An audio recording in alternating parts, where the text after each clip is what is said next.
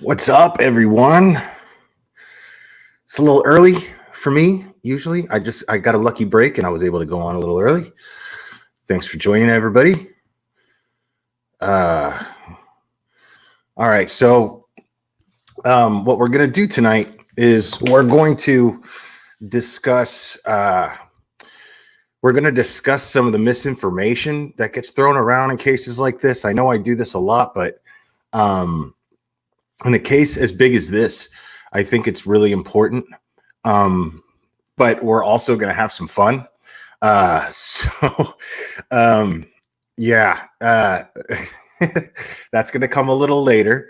But for now, we're going to talk about some of these rumors that have been flying around regarding Gabby's case. And weird stuff, man.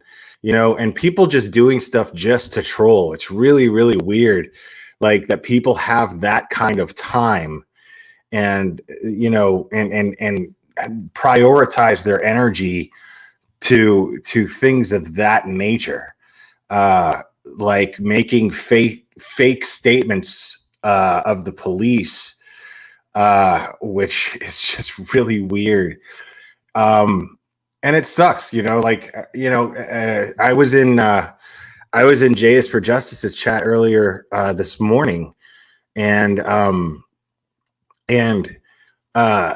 she was going to cover a press conference that was not ever scheduled.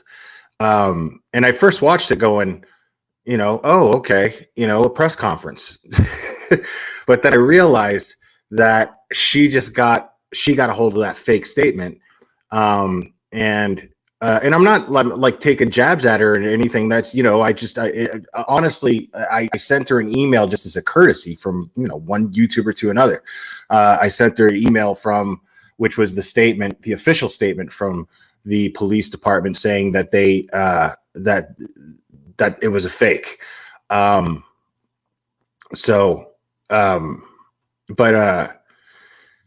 But things like that, I mean, and you have a channel as big as hers, you know what I mean? And what sucks about that is it's full of people who genuinely want answers. It's full of people who genuinely want to know what's going on, who genuinely care about Gabby, who care about her family. And to do stuff like that is just not okay. But unfortunately it does happen. So unfortunately you can't stop that from happening. But you could try to at least manage yourself and keep in the sense that you just keep, use your common sense to really vet your information if you can.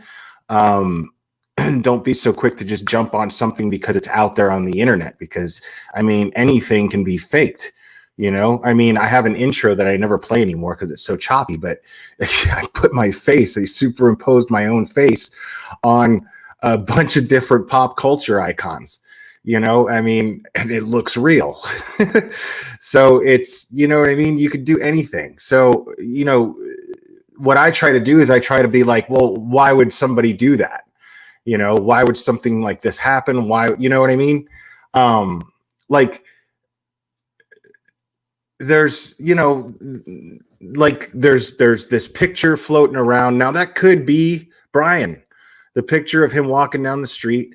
It could be Brian, but I don't know that for sure. This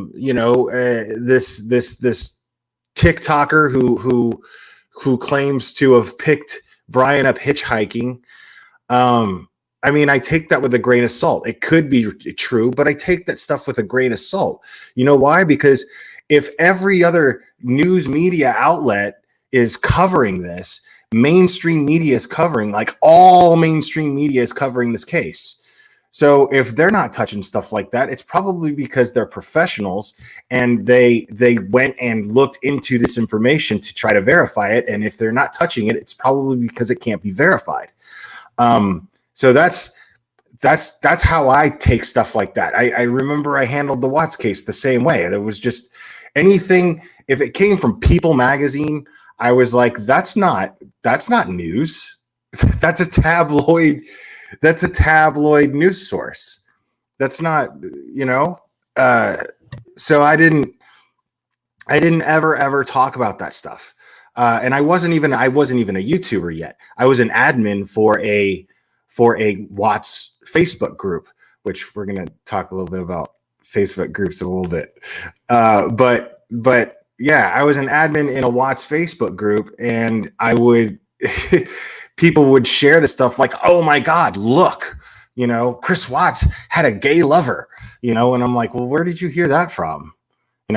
So when cases like this come out, there's going to be just anybody who just wants attention to throw out whatever they want, and they're going to try to mess with the public, and they're going to try to mess with your head. And you just look at who seems to be credible sources of information and stick to those credible sources of information. That's just the best thing you can do. If you truly want information, be careful of where you're getting your information from. That's all you can really do. You can't, you can't stop them from doing it. And the fact is it's freedom of speech. They can do whatever they want, So, if you're one of these people who are like anti-cancel culture and all this sort of thing, well, okay, great. Yeah, you've been posting that forever, Jeremy. If then that's great. You know what I mean? Like I don't know, man. It's just you got to be careful, as far as where you're getting your information from, because if you're anti-cancel culture, right, and you're of the opinion that, okay, well, somebody shouldn't be shut down because people don't like what they have to say. They shouldn't be shut down for that. People should just be able to handle how they take things, which I completely agree with. Or hit them back, which we're going to do a little bit of that tonight. By the way, I'm going to actually lead by example this evening when it comes to stuff like that. I'm never on Reddit, Danny B. I'm never on Reddit because and social media is social media. It doesn't matter. Like you're gonna get good information from social media, and you're gonna get false information from social media. But the fact that people started a rumor saying that there was a body found, that Brian's body was found today when it wasn't. That's not helpful. It's just not helpful at all. And people just exactly, Cherry K. People should just be more careful about how they take things before they start to spread it. First thing I ask when somebody posts something in my Discord that seems kind of like, I'm like, well, where did that come from? Where'd you hear that from? I want to know where the source of that is. I always ask where the source is, and who the source is, what the source is. And in a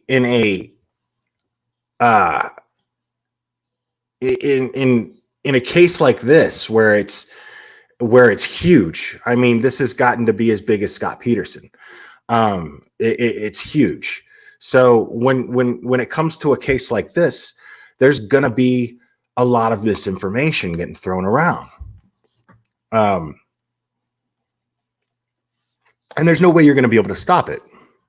What I'm going to do right now is a little off the subject, but I'm going to play a press conference held by the police spokesperson.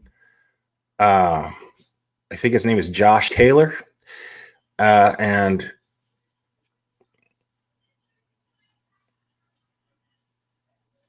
give me 1 second here. I'm going to hear what he has to say. And it's interesting too. Like I watched this earlier and the dude's demeanor, like you could tell this poor guy's never dealt with anything like this before.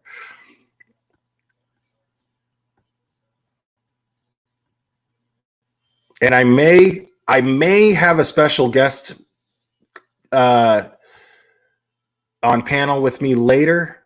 That is up in the air, but hopefully, because I always love having this person on.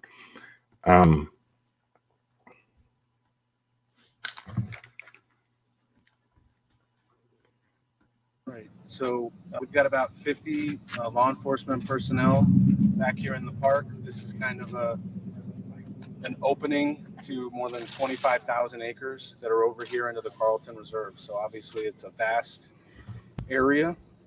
It seems like that's nothing new in this case, but why does everybody hate this guy? Like, I feel so bad for him, dude. I feel so bad for him. I think that he's getting a lot of flack because he's the face of this police department. I feel like he's the face of this police department, and people are really blaming the police for Brian not being, actually for Brian being on the run basically right now. And I kind of understand that. I get that to a certain degree. I mean, you got to understand though, like what he says here, he's correct. At some point here, he's going to say that Jen Perry, at some point he's going to say that, there has not been a crime committed here as far as they're concerned. They don't know if a crime has been committed.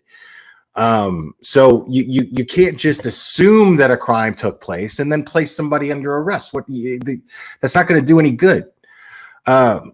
So you don't get to sit here and talk about rights and all this sort of thing and then criticize the police when they have to respect someone's rights. I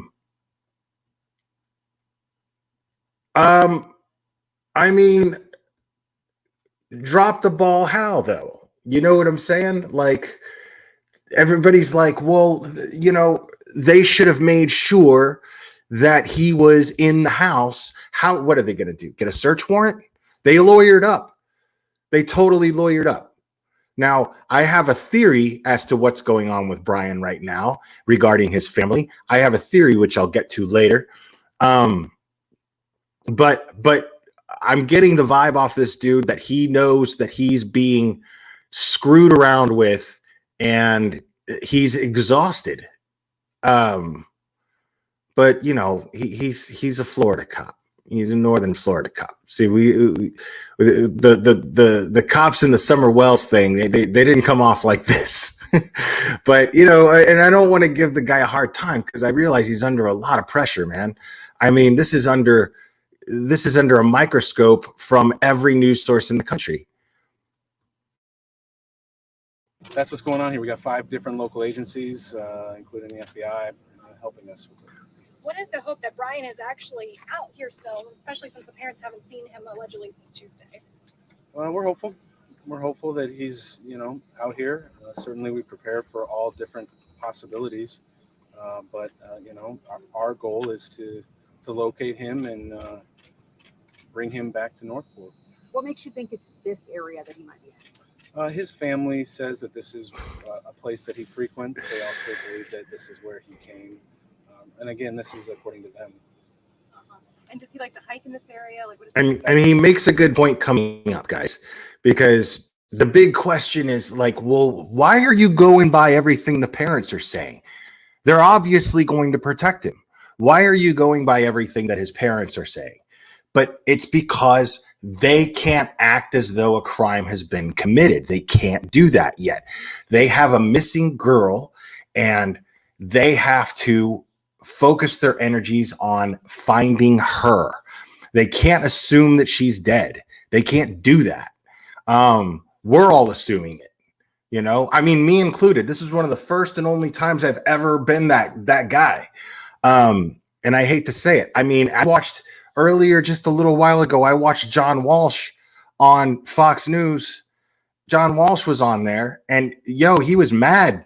And he was not holding back at all. He was straight up calling Brian Laundrie a sociopath. And he like the guy was trying to sign him off, and he was like, you know, pretty much like when he was about to go, he's like, let me just say this.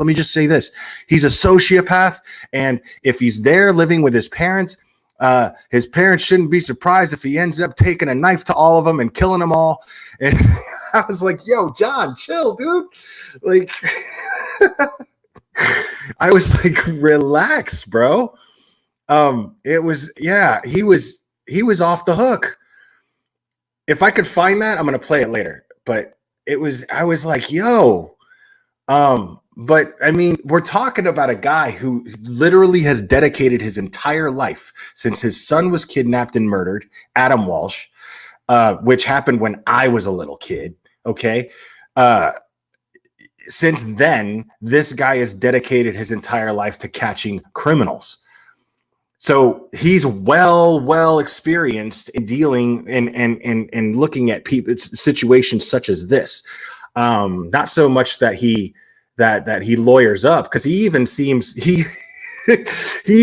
surprised at it as the rest of us. It's like, dude, this guy just lawyered up and he's not talking to the police and he's not talking to the family. Like, the family's not speaking up. Nothing. What is going on? Right. So he even seems shocked by it, which is crazy to me. That's my understanding. That's what they believe that he came out here on Tuesday. Data onboarding has been a time-consuming and manual process for too long. We don't care. Shut up. And what exactly did they tell you about what happened on Tuesday? Was it in the evening? Like, he walked out? Did he say anything to his parents? He had his backpack. He said that this is where he was coming. And did he say why? Not that I know. Why did they wait? Not that I know. Why did they wait until yesterday to tell you that this? That's a great question. We've obviously been trying to reach the family. Let's watch that one more. Let's watch that reaction to that question one more time. Not that I'm. Why did they wait? Not that I know. Why did they wait until yesterday to tell you that? Why did they wait until yesterday to tell you that he's been missing since Tuesday? That's a great question. We've obviously been trying to reach the family and them to get answers in this case since Saturday. The first time that we've had any in-depth full conversation with them was yesterday. Their attorney called and said the family is concerned about Brian's whereabouts. And who's this guy just wanting to be in the camera shot? Has the federal agency aided in any way with regards to cell phone tracking? Of course. Does that bring you here along with what the parents say? I do not believe that's what brought us here. I believe that we're acting. Hold on, let me get the super chat here. Navy Jet, thank you so much for the super chat. Brian isn't stupid enough to go walking through areas that are alligator infested. If he does, they aren't going to find the alligator that got him. The parents are creating a diversion away from Gabby. I'm going to get to this. I'm glad that you brought this up. I'm going to get to this.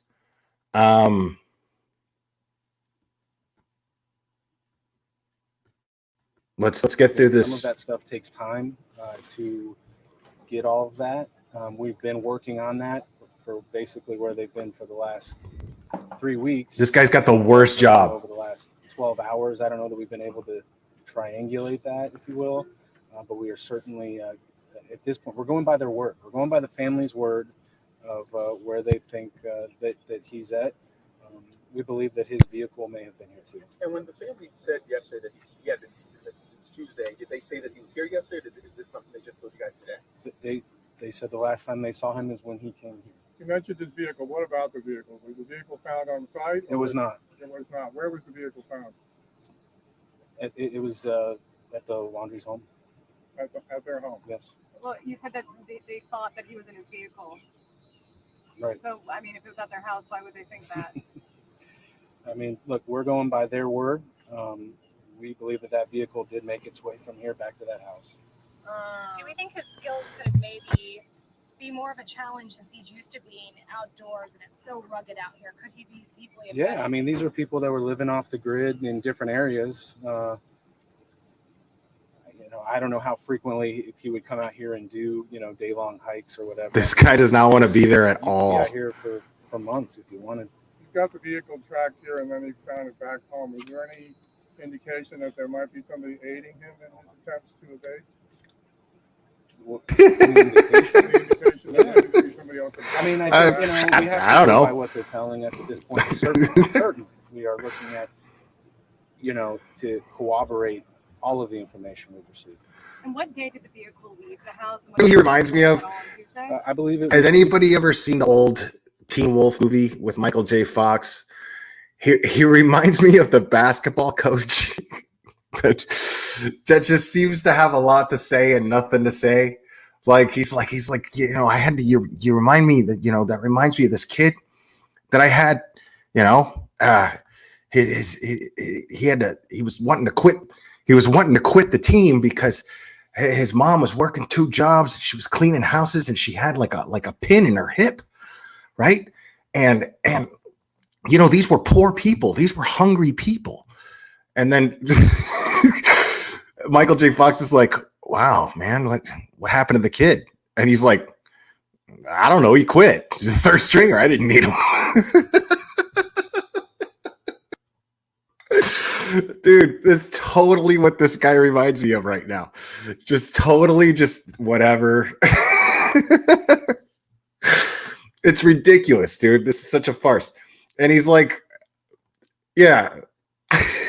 There's three rules I live by, kid. Never get less than 12 hours sleep. Never sleep with a woman with a tattoo of a dagger on her body. And never play cards with a guy who's got the same first name as a city. Stick with that. Everything else is cream cheese, kid. That's totally how this guy comes off to me. Tuesday, I actually, as far as it coming here, I do not know the date that it was returned. And what type of vehicle was it? I believe, we're getting into some things that I think I certainly have not had a conversation about what I can say and what I can't. But we know the answer to that. With Can the you tell us search about the effort, this canines? is thousands of acres and heavily wooded. What obstacles are you guys facing out here? Well, you just named it, right? I mean, it's wooded, it's been wet. This guy's demeanor sucks, dude. But we have drones up. We have 4-wheelers.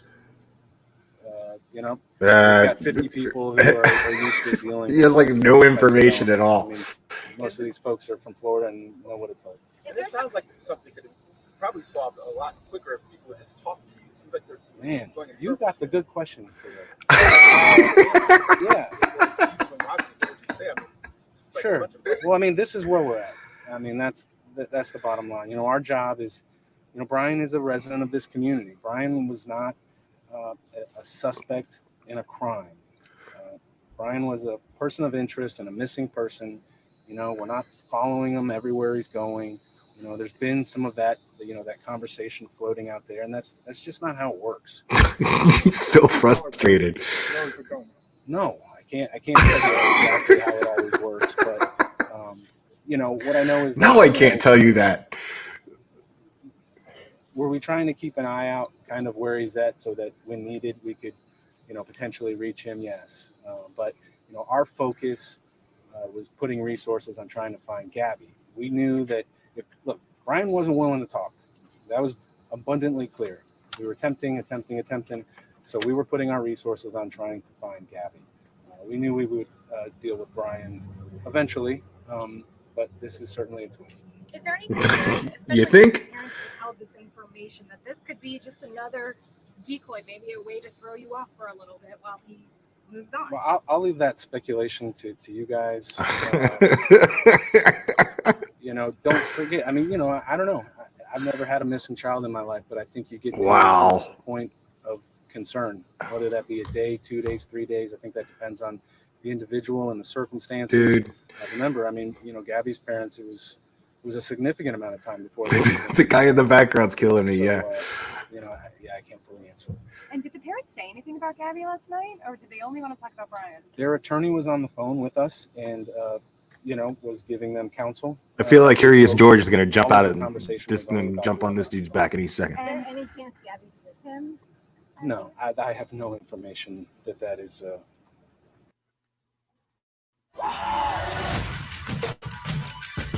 Is that it? Wow. Okay, no, we're not done.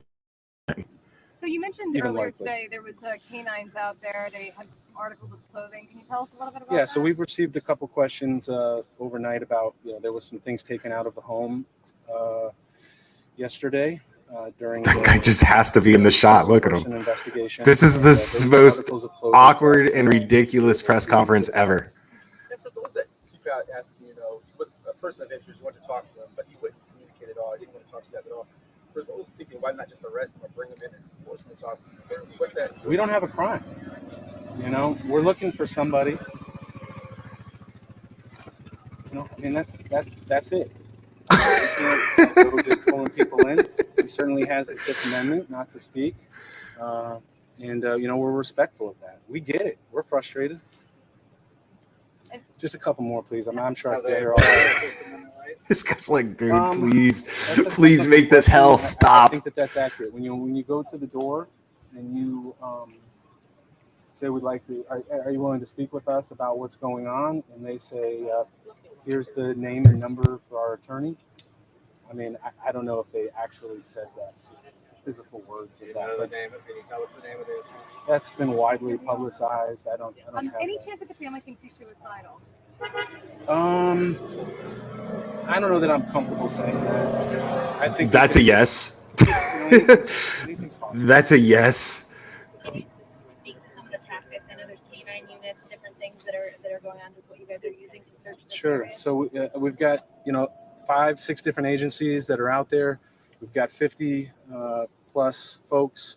We've had drones in the air. We've got bloodhounds, canines, four-wheelers, side-by-sides, certainly out there. It's very wet. Who's leading the search? We are working in conjunction with the FBI to lead this investigation. We saw airboats being used earlier. Is that part of the investigation as well? I have not heard the word airboat. It's possible. This canal that runs, is that where you saw them right here in this canal? Yeah. So what they did is they started the search kind of in the park area. Certainly most of you are not familiar with this park. It's about 200 acres. And then there's a bridge which crosses over into the Carlton, which is about 25,000 acres. So the initial focus was on the 200 acres here and then spreading out there. Do you have an estimate of how long it takes to search the entire 2,500? I do not, but you can imagine a long time. What do you need for this to become a criminal investigation? I think we would need official confirmation of a crime. And would you classify? I mean, he's right though. Yeah, I think that's probably fair. Folks outside of Florida, can you describe the conditions that your teams are in right now and will be in for the It's muddy. It's wet. There are a few unpaved dirt roads that are out there, basically running along power lines. It's a place that people hike. There are mountain biking trails out there. The Myakkahatchee Creek runs from Myakka City, runs down basically into the city. It's also diverted along these man-made canals that are over here. It's believed that he entered from here. Correct. Does Ryan own a gun? I cannot speak to that. Is there any reason that people that live nearby or people that may be in the park should be concerned? Or what advice do you have for them? Well, I mean, there's 50 law enforcement officers out here, so it's probably the safest place in Northport. I don't have any information that other people's lives are in danger. Is the park closed to the public? It is. At the moment, do you believe Brian might be in danger? Sure. I think that's fair to say. I mean, Yeah. We have somebody, there's an enormous amount of Kate. pressure I'm sure on him to provide answers on what's going on here. What was his emotional state when he left his parents' house? I don't know. I don't. I love how they tried to get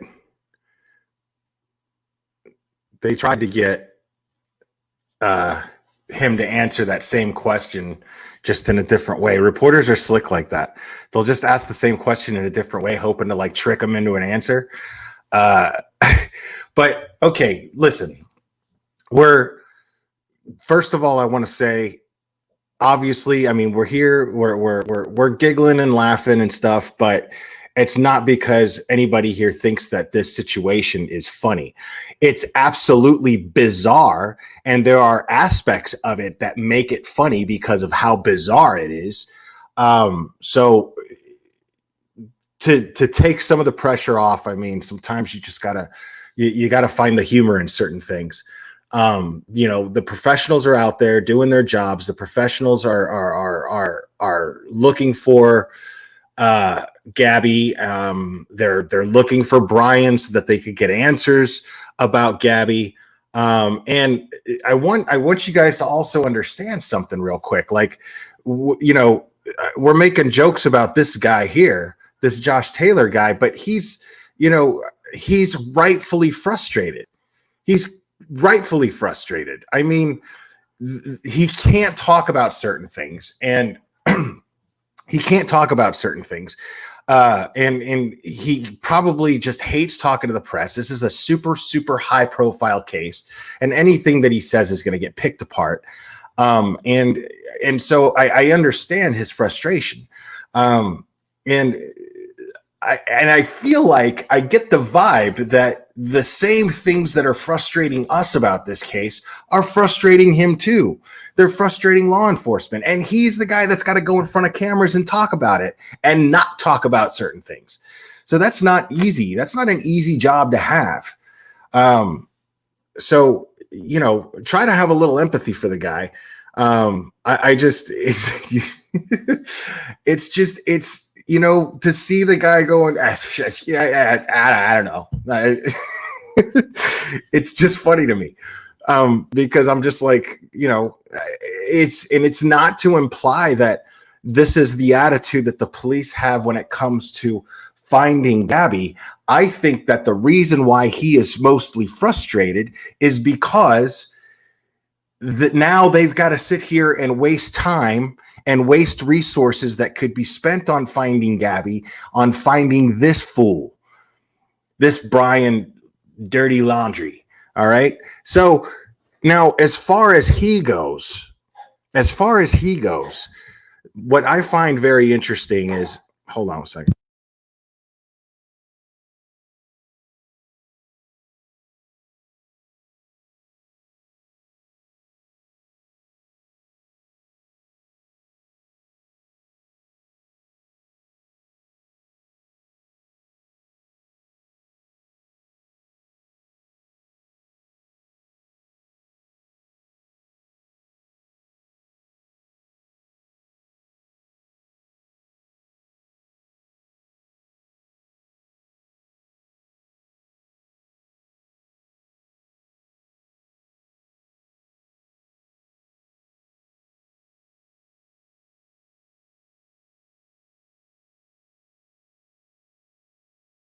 Sorry about that. Jinx has these weird little like it sounds like coughing, but it's not. It's like he's trying to cough up a hairball, but he never actually coughs up a hairball. It's really weird. Yeah, I'm totally chilling tonight, Jen Perry. I'm totally just like in relaxation mode tonight. But dang, Jinx. Sorry about that. But yeah, I feel like this dude. I feel like this police officer is just really frustrated for the same reasons. They have to waste resources to find and cater to this fool. And it just sucks. Hold on, let me do something real quick. Oh, do it this way.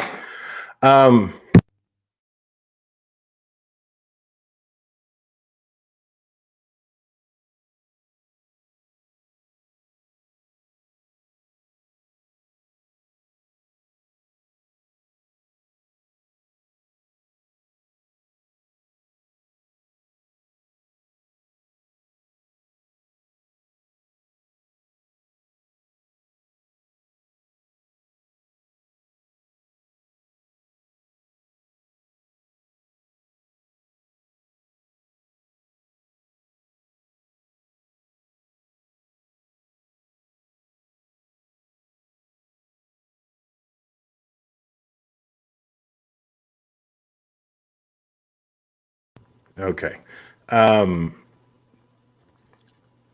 Yeah. So I think that I honestly believe. All right, Josh, we'll see you later.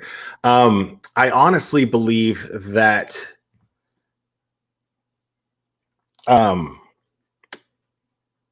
someone made a comment earlier. Navy Jet made that comment with the super chat, and one of the reporters asked this, and I think that that's honestly the case. I think I'll explain. So what I believe is probably happening, since the family is the ones who got him the attorney, the family is not answering any of Gabby's family's phone calls or answering any of their questions. They're not doing anything to help. And they've been showing nothing but signs of just trying to cover for their kid.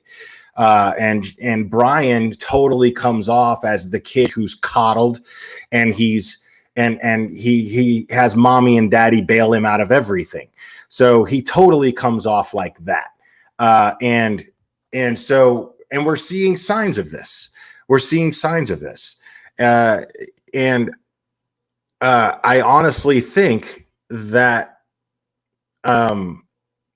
that they gave him a head start. I think they absolutely gave him a head start. And John Walsh made a good point. John Walsh was like, I want to speak out directly to their lawyer. And he named their name. I can't remember his lawyer's name, but he was like, I want to speak directly out to this lawyer. If I was this lawyer, why isn't this lawyer telling him, hey, I'll bring you in and we'll cut some sort of deal and we'll do whatever we have to do? Why isn't the parents, and I've been saying this, why aren't the parents going, hey, because he said himself, he's like, I have 2 sons. If one of my sons was in this kind of trouble, I would be like, well, we'll go in together and then we'll work out whatever the best possible situation for you is going to be. But you have to turn yourself in. You have to come clean and help them locate this girl. So what's up, Jeremy M? So yeah, I mean, it's just really funny to me that even John Walsh is like super angry about this. But welcome, Angela Mortensen.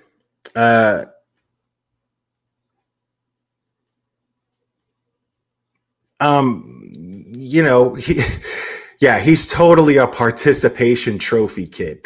Absolutely, Brian is 100% a participation trophy kid. Without a doubt.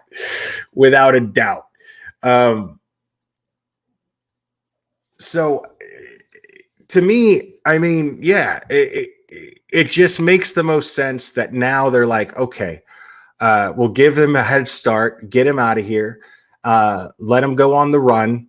And the reason for this is not just to cover for their kid, right? But it also absolves them.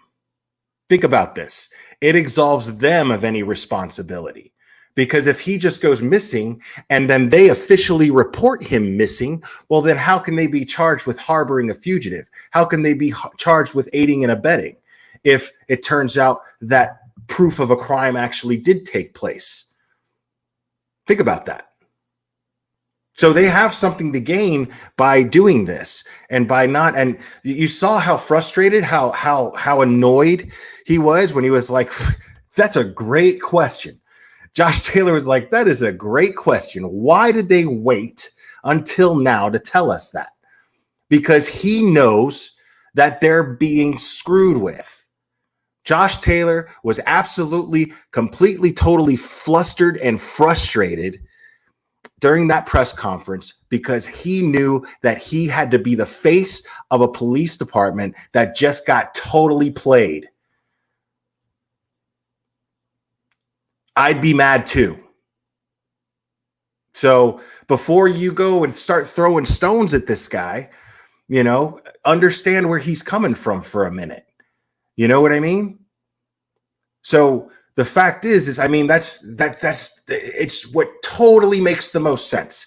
In order for his parents to avoid any type of responsibility in this situation, it's get out of here. Okay. We got you a lawyer. All right, but you're a grown up now. Get out of here, and we're going to report you missing to cover our butts. That's what mom and dad just did, in my personal opinion. Don't know that for a fact, but why would I not think that? Why would I not think that?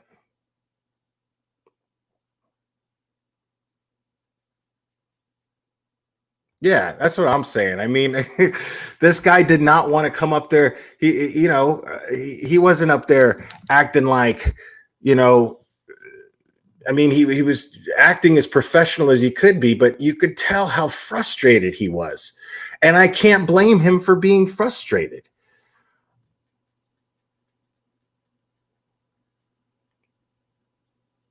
And then they're going with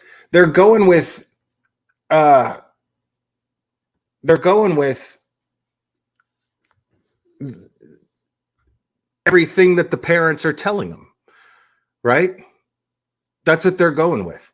So right now, he's being led. Not only are the parents giving him a head start, and they're playing the police to do that, but they're also taking resources away from what's finding Gabby. So what they're doing is they're muddying the waters that much more when it comes to finding evidence that's going to put their son away. That's exactly what's going on right now, in my personal opinion.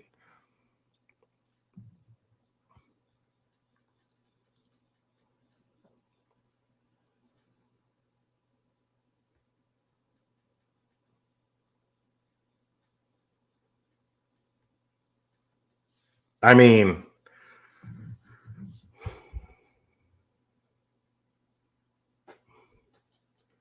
yeah, I mean, I have no reason to not believe her on that video, on that body cam footage. I have no reason not to believe her at all. That dude was just willing to let his girlfriend go to jail. He was just willing to let that happen.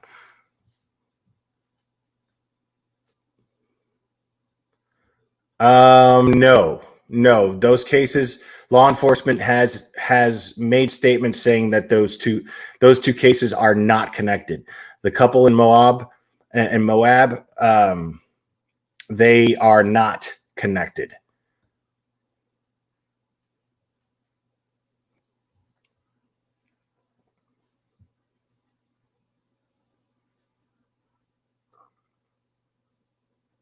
Danny B. His parents are my parents' age. They see what's going on with the world.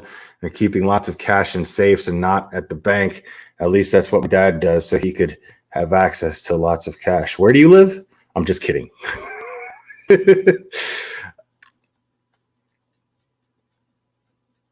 Yeah. Oh, I totally agree. Yeah, I totally agree.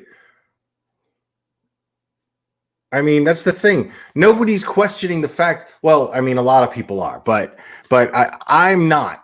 Personally, I am not questioning the fact that he has his rights. Sometimes those rights don't work in the favor that please everyone. Sometimes sometimes those rights can be manipulated and used in a criminal's favor. And that just is what it is. There's nothing you could really do about that.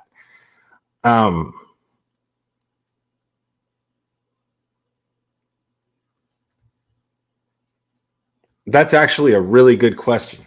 That's actually an excellent question. So how can they say they aren't connected when they don't know what happened to Gabby? Well, the thing is again, guys, this isn't the first true crime case we've ever talked about on this channel. This isn't the first true crime case you guys have followed. You know what I mean? So there's probably a situation going on where they actually do have some information regarding Gabby's whereabouts. They might have a witness. We don't know what law enforcement has right now. We don't know what kind of information that they're going on right now as far as what may have happened to Gabby. So we're missing a lot of details. So, but law enforcement, if they're doing their job properly, they're only releasing so much information. Yeah, for all we don't know what kind of video footage they have. We don't know what kind of cell phone pings they have. We don't know any of that stuff. No, I agree. It is, and you're right, Smiley Mama. I am in agreement with you. Yes, he does have rights, but he has morals too. But he is not obligated by law to be necessarily a moral person. As long as he's not breaking a law,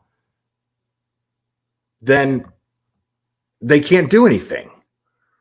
Like, he made good points. Josh Taylor was up there and he made good points, straight up saying, as far as we know, a crime has not been committed yet. It has not been committed. We can't just violate someone's rights. We can't do that. So it's in such a bizarre and unusual, under such bizarre and unusual circumstances that this case has, we're gonna have to start to, we're gonna have to start thinking like realists here, and we're gonna have to try to control our emotions in the way that they allow us to think. You can't force someone to do the right thing. You can't.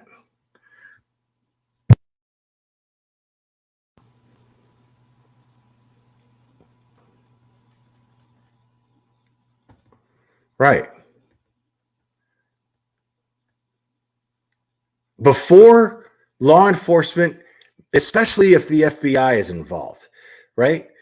Before law enforcement makes an arrest, they collect evidence that they know will lead to a conviction, evidence that they're confident will lead to a conviction.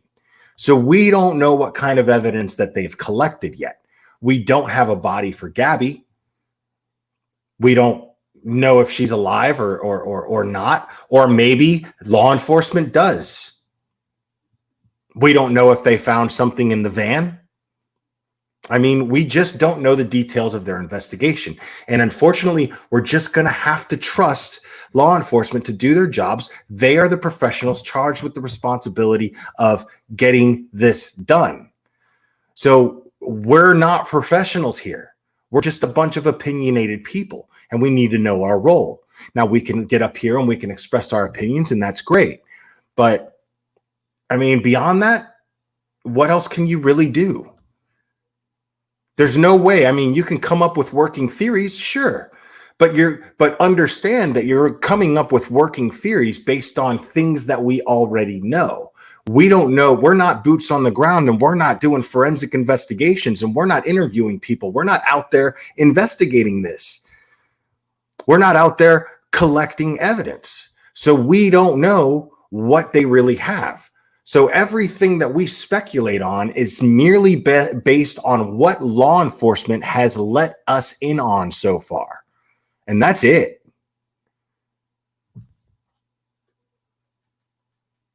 And they should keep it tight-lipped. They should keep it tight-lipped, because what we don't want is this investigation compromised and then Gabby's not found.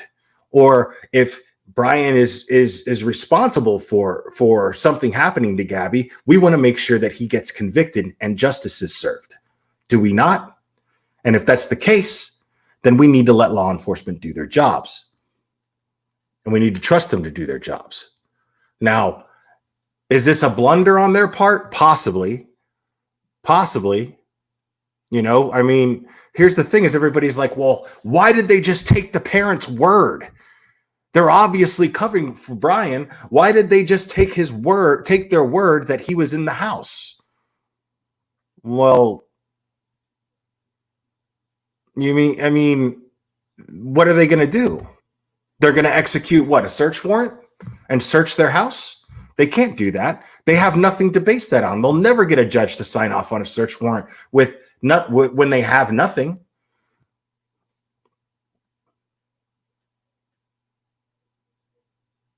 I mean, yeah, dude. Yeah. I that worries me. That actually worries me because he has key information. Everyone believes that he has key information as to Gabby's whereabouts. Okay? Key information. And if someone goes and if someone tries to be a hero and finds this guy out on the street or in the woods or wherever, and then they execute street justice, then we risk Gabby's family never having answers.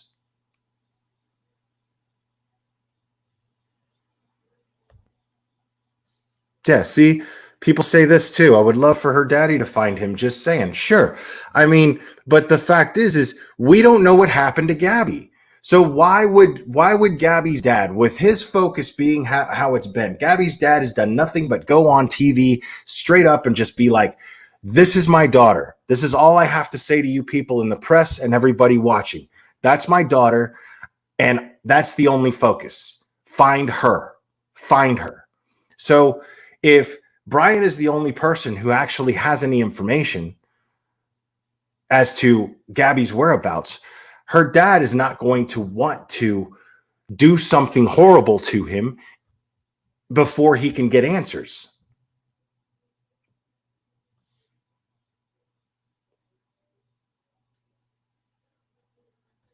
Right, exactly.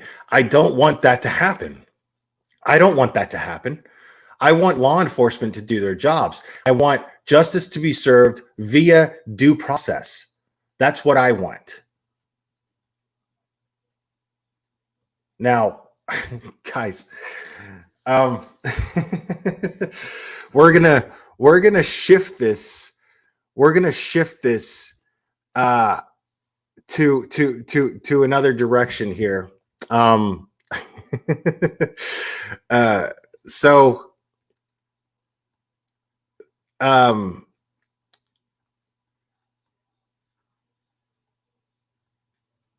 Sorry, I'm looking over at chat.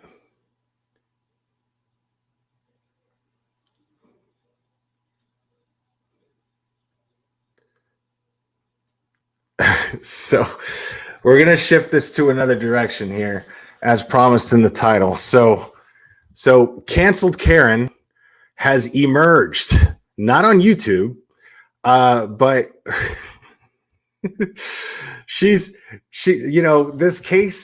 this case is so massive, right? This case is so huge that Canceled Karen, she's kind of on the outskirts of YouTube going, hey everybody, can I talk about this too? Can I somehow get in on this too? Hello.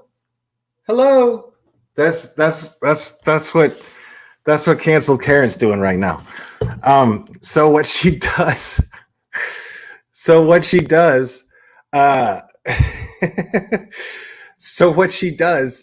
is she starts a Facebook group, as she normally does.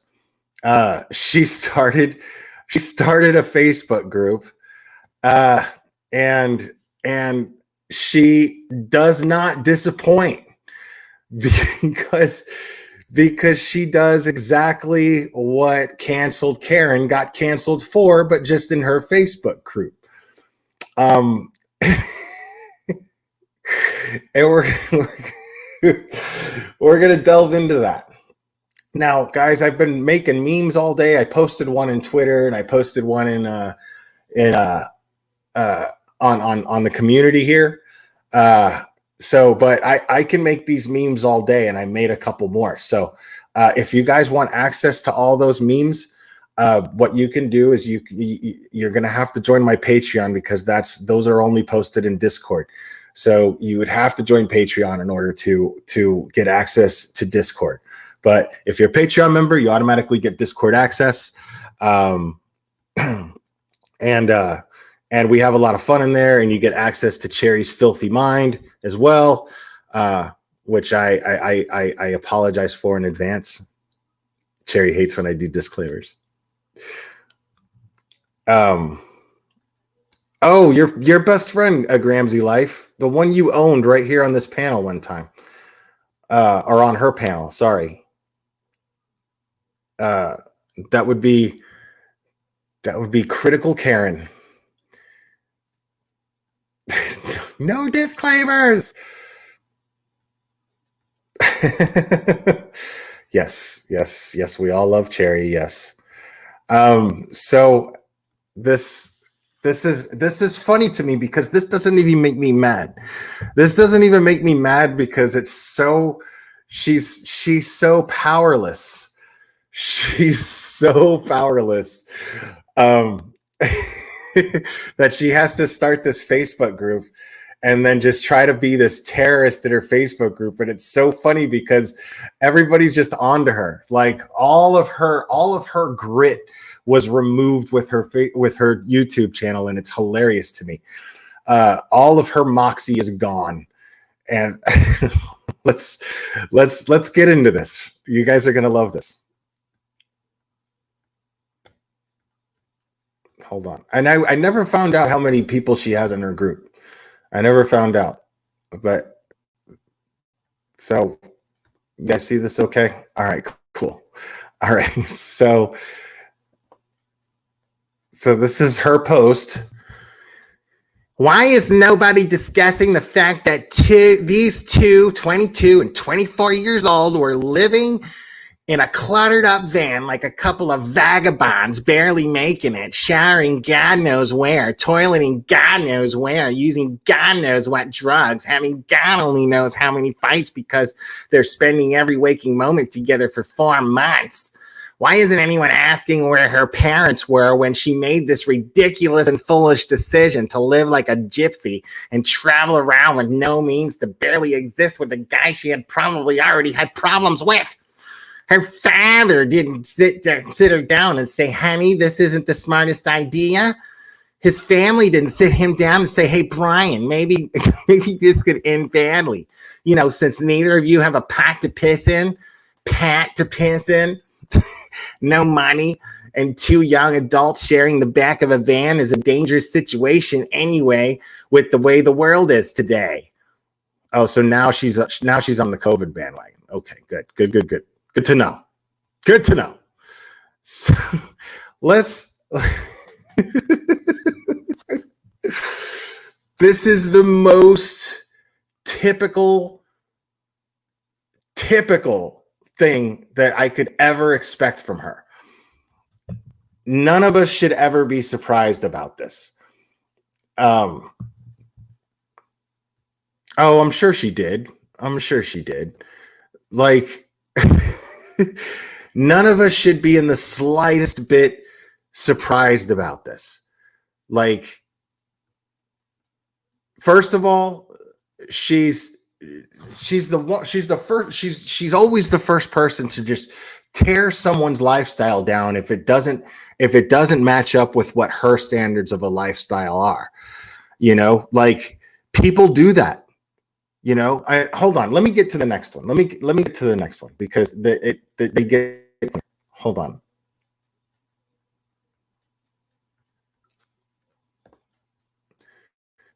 Okay. People wonder why I use the term peasants. There is zero excuse for harassing Brian's family. None. Okay. I agree with the fact that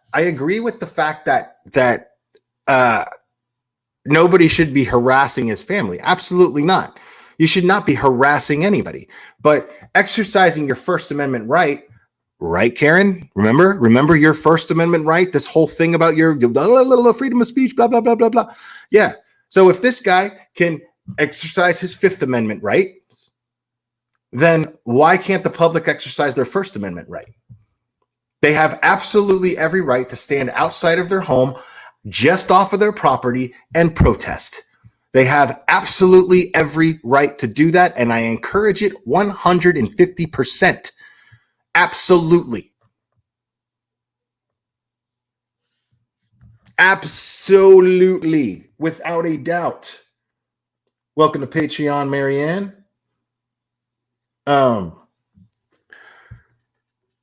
absolutely every right to do that. You know, these people were perfectly they were perfectly within their rights of what they were doing. Nobody was taking, they weren't throwing tomatoes at the house or eggs or toilet papering the trees or anything like that. Nobody was vandalizing anything. These were very, very civil people who simply care about the whereabouts of a missing girl who her parents are extremely worried about. So, you know, so no, I don't consider what these people are doing harassing.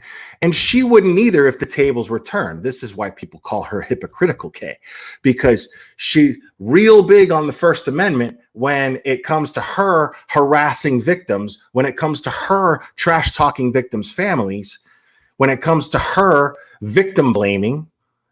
But when it comes to people simply wanting the whereabouts, the safe return and whereabouts of a young girl who is most likely a victim of abuse. So, but we don't have those rights. We don't have First Amendment rights. I mean, this is what's going on in her group. And mind you, these are all just she's just going nuts posting these things, man. She's fired up. Like she's having a straight Karen meltdown in her own group, and it's hilarious.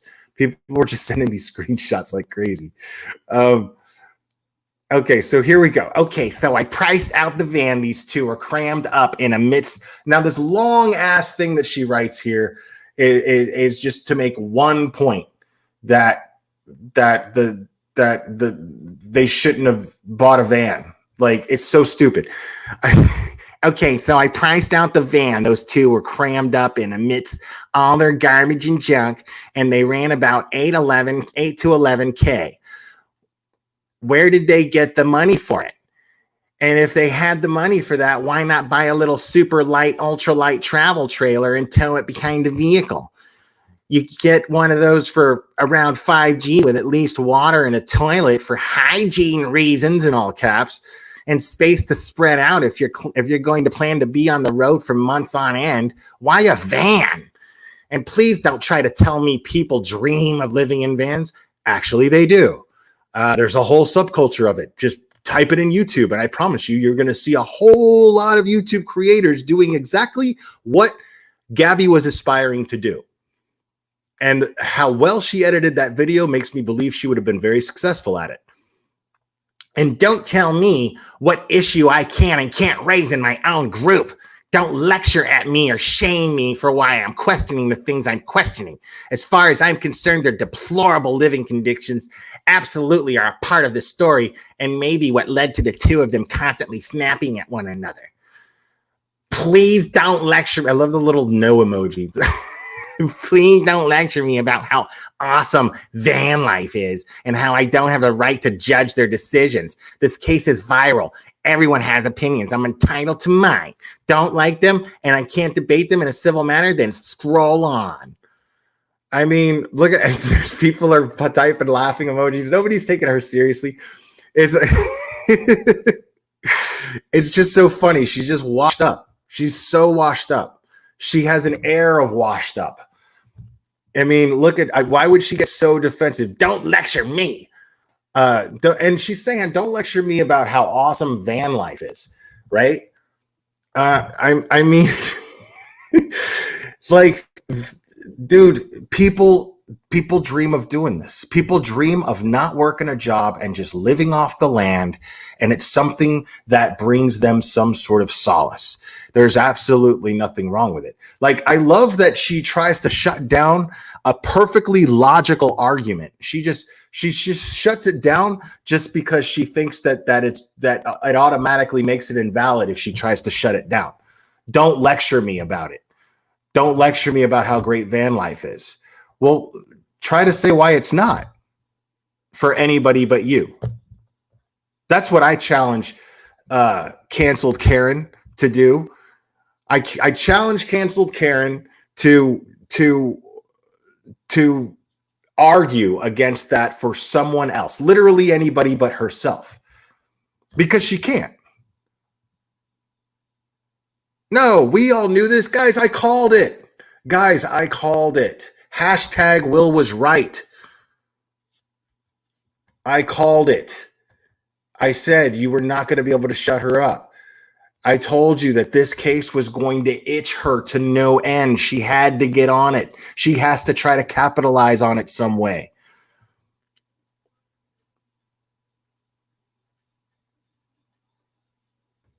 Dude, totally. Totally. Totally.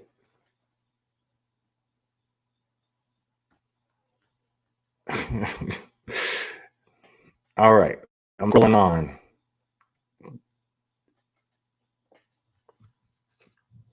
Let's look at this. I keep going back to the officer telling Gabby multiple times he could help her find somewhere to shower. I bet she smelled. Like, you see what I'm saying? Like, she cannot help but be shitty. She has no, there's just, it's just because that's what she is. There's no way around it. There's no way around it. And I love it. Yeah. That's rule number 1 in her group. Rule number 1 in her group is no victim shaming or blaming. What do you call that? But she would justify this by saying, well, she's not the victim. Brian's the victim, which is exactly what she does all the time. Literally every case that she covers, she shames and blames the actual victim and tries to make the perpetrator out to be the victim. And it's just to go against, it's just to go against everyone else.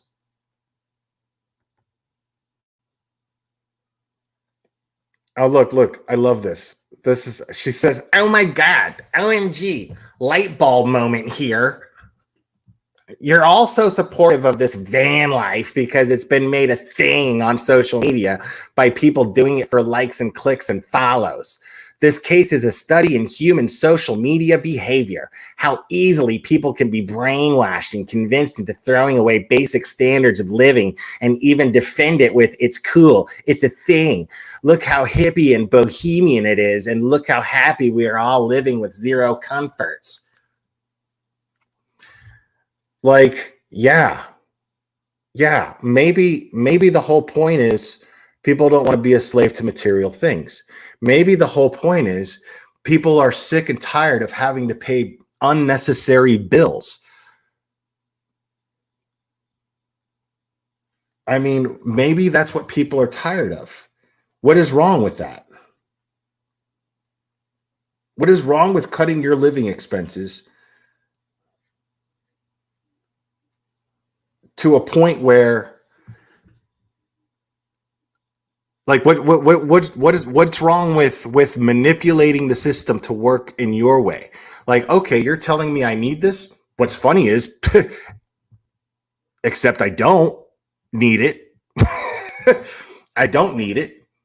I can take a van and I can put a bed in it and I can live off granola and I can go and I can just travel the country. I can make a YouTube channel and document it and make money off of the YouTube channel for gas and for food and a hotel room for rainy nights if I want to. So, I mean, yeah, this is exactly the dream that they had. Some people are outdoor people. Some people prefer to be outdoors than indoors. Imagine that. Some people are more comfortable living like that than paying rent in an apartment, working a shitty job that they can't stand.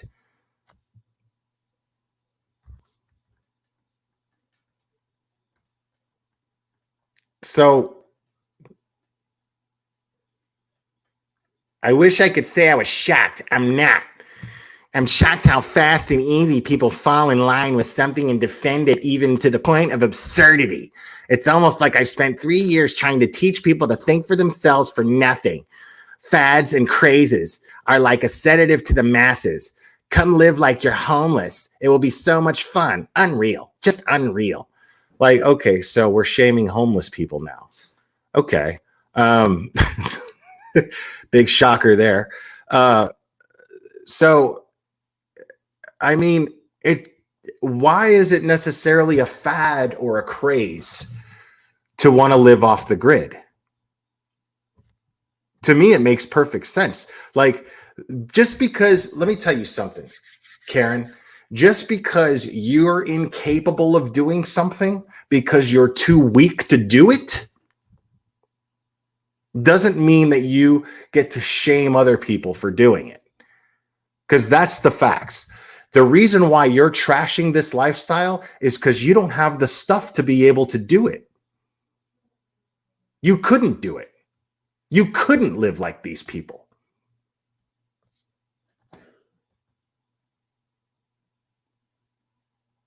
And then this dude like responds. Like she was getting no love in her group. Like, good Lord, Critical Karen, why are you so triggered by these kids roughing it and exploring the countryside? And then there's a Karen gif. I mean, yeah, it's hilarious to me, dude.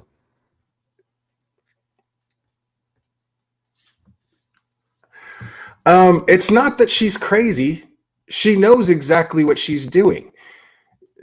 It's that she's an asshole. That's all it is.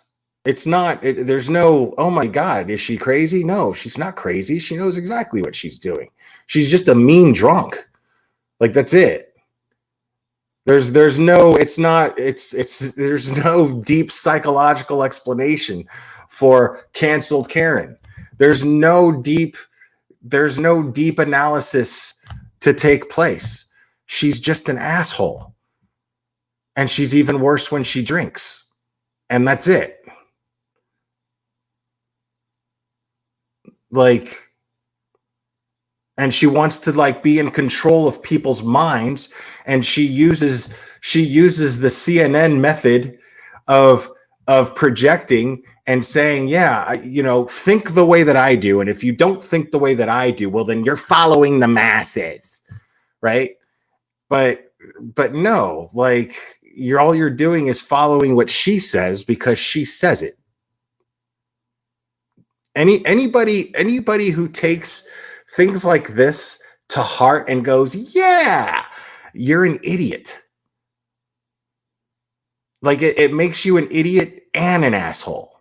She's just guilty of being an asshole. If you follow this stuff, like, then you're just an idiot and an asshole. You're both. Right. A lot of people feel this way. A lot of people feel this way. A lot of people feel trapped in their everyday, day in, day out, normal, quote unquote, life.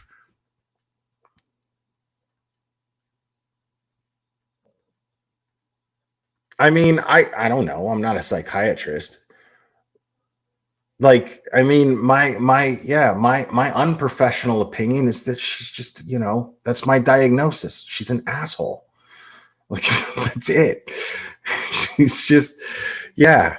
And she has to be on a pedestal. She has to put herself on some sort of pedestal.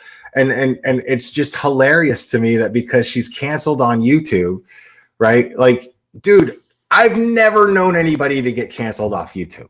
I've never, ever seen it. I've been doing this 3 years. I've never seen any, I'm not saying it hasn't happened. I'm saying I've never seen a creator get booted off of YouTube altogether. Just be like, dude, you're done. You're deleted. You're gone. Without even a bunch of strikes. Just, dude, you got to go. Like, that's exactly what happened. You are violating our terms of service and you got to go. Like, that's, how disturbing and how much of a menace you have to be for that to happen. And so it's just so funny to me that the biggest case to ever hit the media since I started on YouTube, right? The biggest case. She can't chime in on it on YouTube.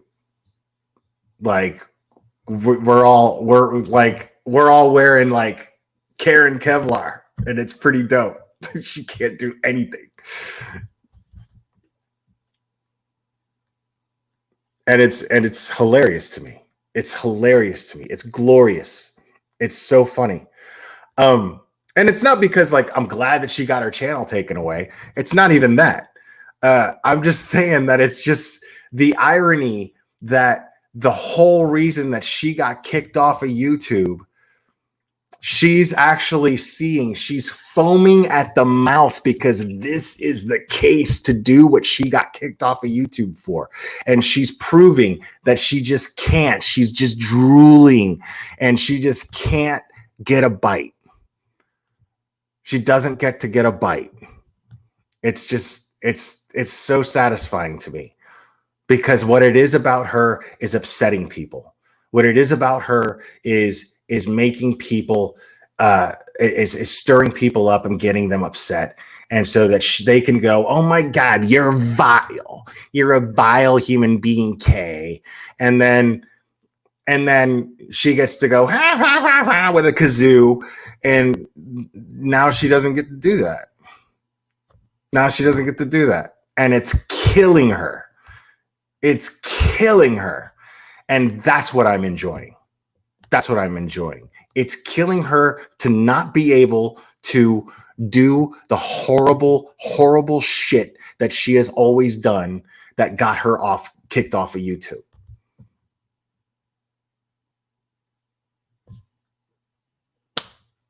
And I'm just like,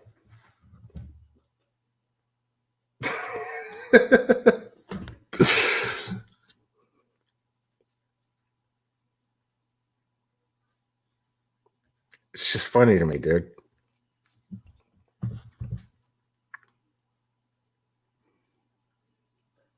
Yeah, I know. It's just a bold lie too. I just forgot to even mention that. It's a bold lie. Nothing costs $8,000 to $11,000 like that. You know what I mean? Like, yeah, maybe if you buy it off like Craigslist and some dude's, like some dude's backyard where he's got a graveyard of a graveyard of automobiles. Oh yeah, I know that. And she's not going to win that. She's not going to win that. Her responses to that are comedy. Her responses to that lawsuit are comedy. Stop harassing me, she says.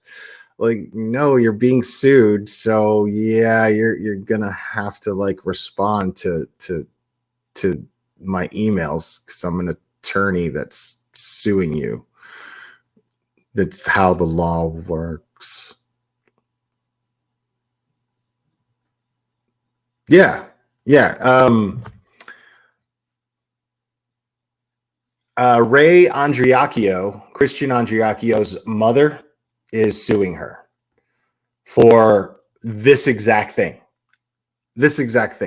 So this whole thing, where the narrative she's trying to create in her little group is blaming the parents for letting their adult children purchase their own vehicle and decide to travel. Like, for some reason, that's the parents' fault. I love that. That's hilarious to me. So in canceled Karen's mind, the it's their fault. It's the parents' fault for letting two adults do what they decided to do as an engaged couple. Okay. Good. Dad financed the van. Good. Dad was being supportive. Like, yeah, see, I'm just not going to sit up here and let her do that. I'm not going to sit up here and let her try to blame these parents for wanting to be supportive of them trying to exercise independence. That is the ultimate exercise in independence. Like, sure, yeah, you want to do what? You want to travel, live out of a van, and live off the land for a few months? Yeah, I'll help you with that. Sure. Because technically it's not spoiling them. It's like, okay, well, okay. You want me to help you you want me to put you up in a fancy apartment? No, that doesn't teach you anything. But what I will do is I'll help you finance the vehicle that's going to allow you to learn how to be more independent than any other human being in this country. So sure, yeah, sure. Like she had a job. She had a good job. She consciously made the decision to quit that job. Gabby consciously made the decision to quit that job and travel.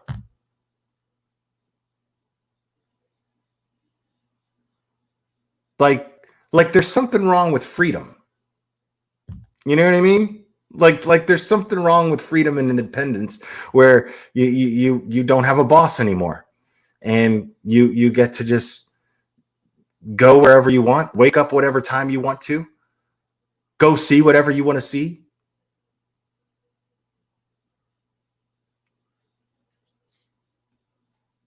Exactly. Yeah. To me, that's great parenting. To me, that's fantastic parenting.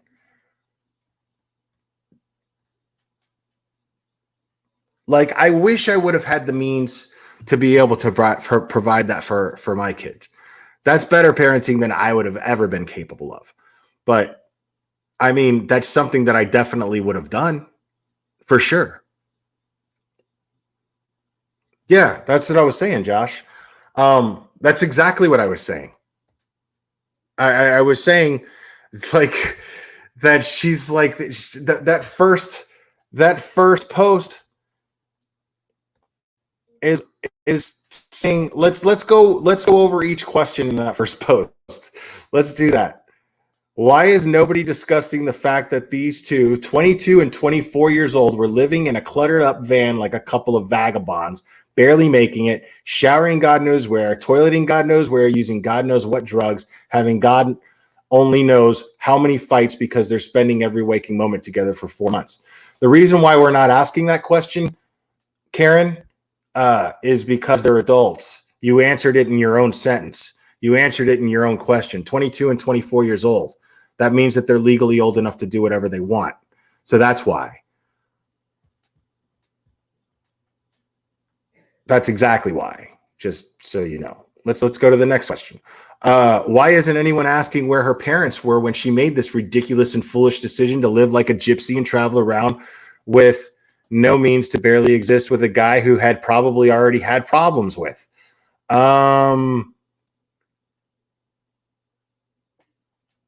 We weren't asking where her parents were because she's an adult. Brian's an adult. We weren't asking where their parents were because, frankly, it's none of their business. They could have just made this decision on their own. But to answer your question, the question is, why aren't we asking that? But if we are asking that, the answer is dad helped.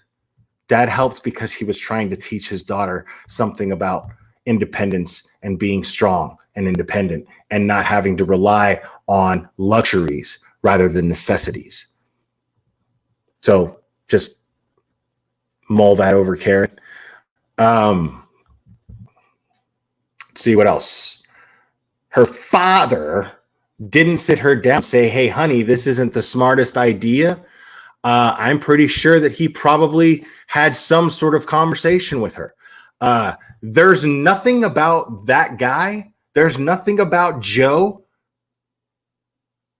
that tells me that he was not doing whatever it took to talk to his daughter and not try to talk her out of what she was doing, but say, hey, you're a grown woman. I support your decision. I don't know if this is how it went down, but his vibe kind of gives me that, that he probably sat her down and goes, listen, if you're going to do this, you got to do this. Promise me you're going to do this, be careful, blah, blah, blah, blah, blah, blah. And maybe because she's a grown woman, maybe because she seemed happy, maybe they didn't feel the need to interject in her personal relationship. The one that she engaged in as an adult with another adult. So maybe her parents thought that's none of our business. So I'm not going to go ask questions. Hey, are you guys getting along okay? It's none of their business. So no, I don't think that somebody is going to sit there and try to talk their child out of a fantastic life experience because there just might be the off chance that they have problems.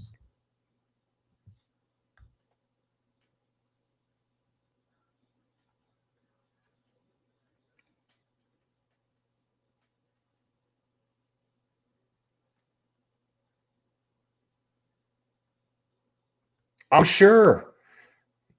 No, and this is what's funny is she's saying his family didn't sit him down and say, hey, Brian, maybe this could end badly. Since neither of you have a pot to piss in, no money, and two young adults, there you go, sharing the back of a van is a dangerous situation anyway with the way the world is today. Well, they probably did, maybe, or maybe not. Maybe because he's such a mommy and daddy's boy that they lawyered him up and they're completely, totally covering for him and most likely gave him a head start to run. Well, no, they probably did not sit him down and have this talk with him. Because what they probably did and what Brian probably assumed would happen was if things got a little rough, he could always call mommy and daddy on the phone and get bailed out. Hence his entitlement to her van.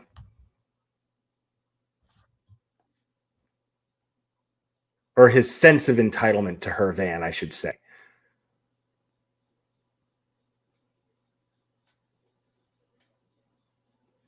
All bands do that. All bands do that. Dude, I wanted to do that so bad. Like my band got the opportunity.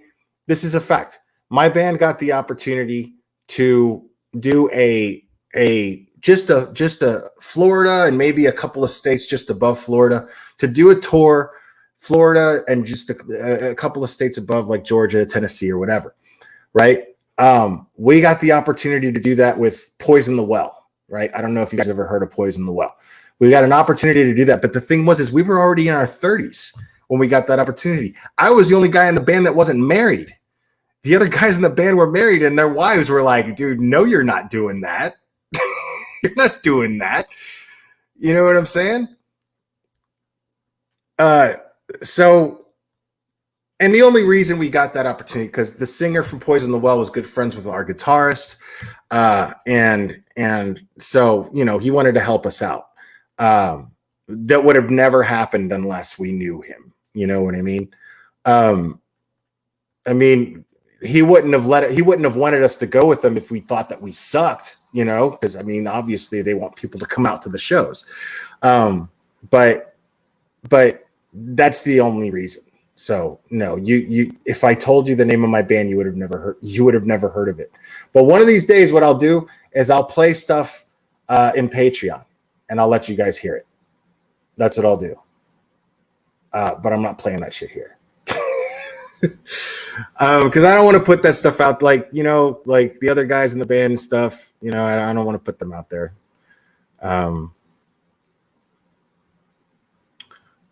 Well, welcome, Hannah Maddox, and thanks, Josh, for putting the word out about this live.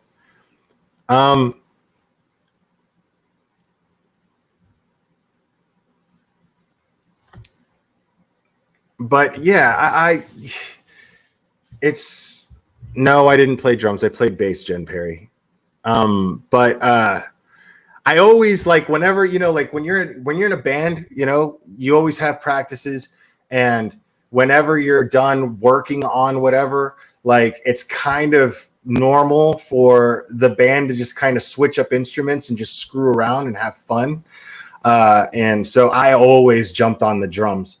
I just was never any good at it, but I would just use it as time to practice and try to keep time and follow whatever everybody else was doing. Cause yeah, like I played guitar, but our bassist quit to go live with my ex. And so I picked up the bass, and I just cheated and just, I knew the mechanics of it. And then I ended up like working out, because it was only then when we started actually like booking decent shows and playing with good bands. I mean, we always played with good bands. I mean, like better known bands, but that was the closest to my 15 minutes that I ever got. So, and it was a lot of fun. I had a lot of fun doing it.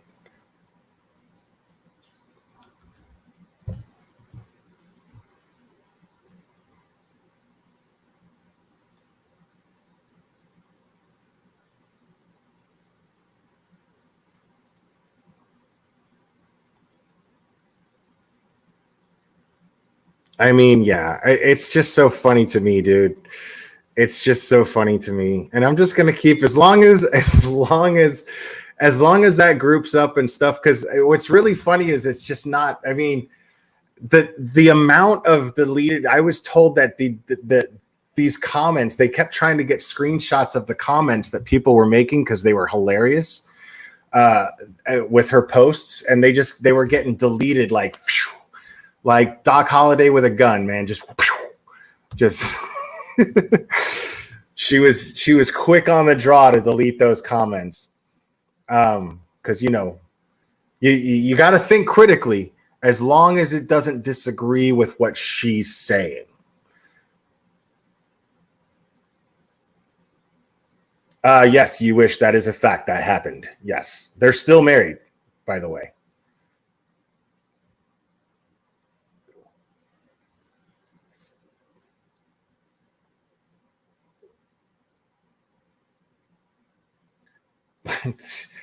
I mean, yeah, she might want to, like, because I'm not imagining she's doing too great these days, and I'm not judging her for it. I'm just saying, don't go judging other people when you might end up in a similar position where you don't have a choice. They have a choice.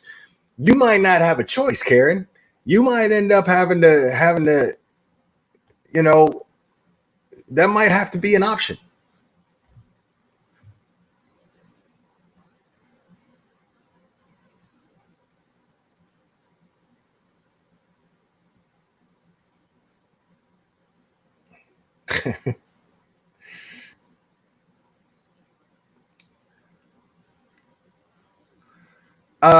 Yeah, I mean, I don't talk about people's like personal lives like that, but I couldn't do it. I couldn't do it.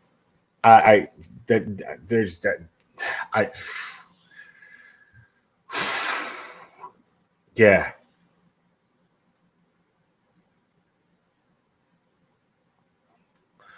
Violation of terms of service. Violation of terms of service. That's why she lost her channel. Period. She lost her channel. Violation of terms of service. And basically, normally you just get a strike for that, but I think that so many people got so tired of being victimized by her that they just had enough, and they got her booted off. And I can't say that I blame them. Now, the thing is if she just kept it to, if she had just kept it to just saying what she says on her channel, you know what I mean? Then that's freedom of speech. You're allowed to say whatever you want to say. In my personal opinion, you have the right to say whatever you want to say. But when you start going real life on people, you start getting people fired from their jobs. You start getting people harassing people and sending them things in the mail. You know, I mean, that's going over the line. And these are families of victims. These are families of murder victims. This is how deep she would get into cases like this. And it's just to somehow make some sort of name for herself. And it's really, really, really sociopathic.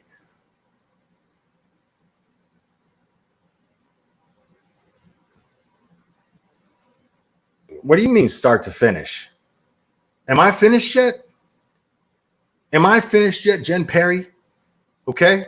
Now, just out of principle, I'm going to go on till sunrise. That's it. Everybody, I got my Diet Mountain Lightning ready to go. Yes. I guess that makes me a peasant because it's not actually Diet Mountain Dew. God forbid someone actually saves a penny for the sake of practicality because it tastes exactly the same. But yes, I love my Diet Mountain Lightning. I drink this stuff all the time.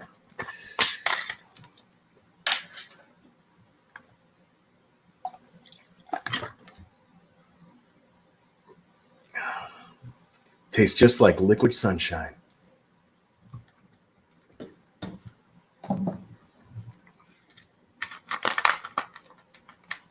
I don't want it to go flat. Give me 1 second. There we go.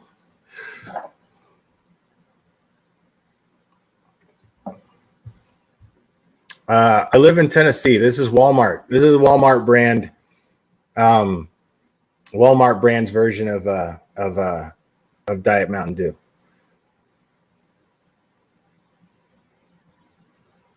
No, I'm not staying up all night. I'm actually going to end this pretty soon.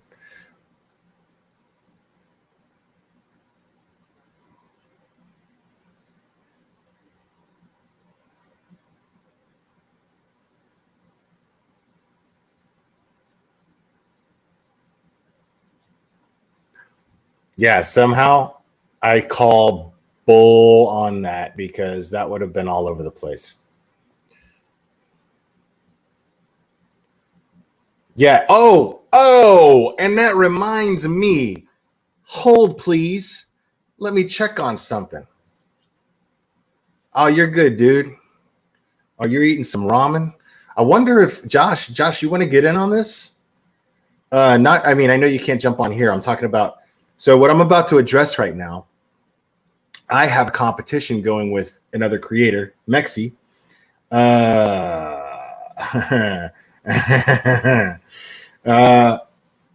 I will explain that in a second. Now, for the record, folks, okay, I was starting off strong, but now my community poster said, who do you think will win the Thanksgiving deadline weight loss challenge? All right, Mexi or the Glare. All right, now Mexi on my post. Now he did repost it, but he has a lot more subscribers than I do too. But on my post, now he's up. It's 58% versus 42% me.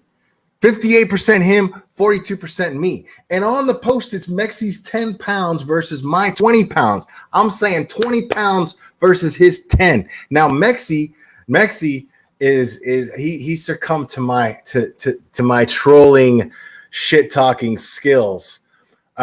He succumbed to them, and now he upped the game, decided to trash talk and try to top trash talk me, and dug himself into a hole. And now he has to match. I didn't say it, he did. So he's got to match my 20 pounds. He's got to lose 20 pounds, and I got to lose 20 pounds by Thanksgiving, starting at the end of this month. The weigh-in is the end of this month. So you have about 2 months, Josh, if you want to get in on this.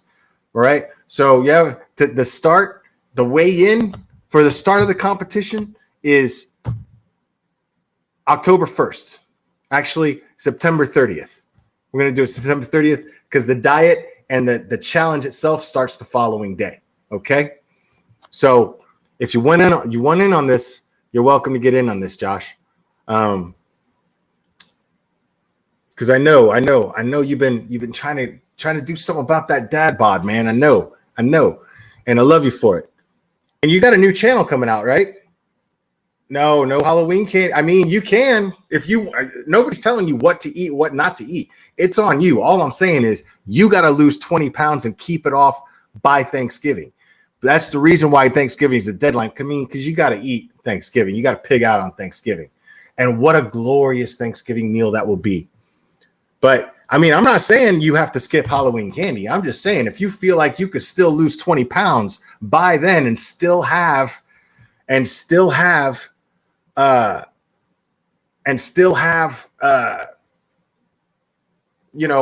candy. But I'm telling you, my regimen is going to be fierce, dude. And I'm going to share my regimen, okay? I'm going to share it. I'm going to document it. So, because the real reason why I'm doing it is because I've been meaning, hey, your boy Gary, hey, I'm sorry I didn't get your Twitter message earlier, dude. I'm sorry, I would have totally joined, but I couldn't anyway because I wasn't even home. See, look, you know what this is? This is an excuse right here. Josh is already making excuses. Don't even join this challenge, bro, because you're not. I can already tell. I can't do nothing with an attitude like that. Oh, you prefer a dad bod? People prefer dad bods. No, bro. They just say that. And besides, you lose $20. You lose $20 off you. You probably still have a little bit of a dad bod. It's okay. It's okay. Oh, he's in. Oh my goodness. He's in. This is fantastic. It has now gotten a name. It is the Dad Bod Challenge. The Thanksgiving deadline Dad Bod Challenge. Thanks to the new addition to the challenge. You need to drop 30 pounds, you said. Okay.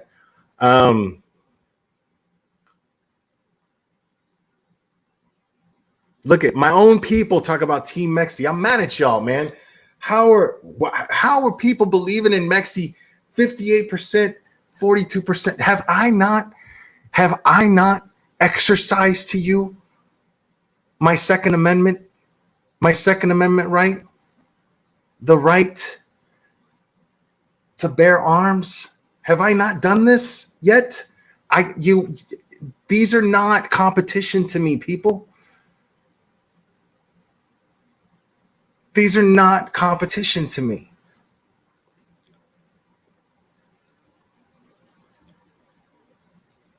Come on, man. Josh and Mexi, please.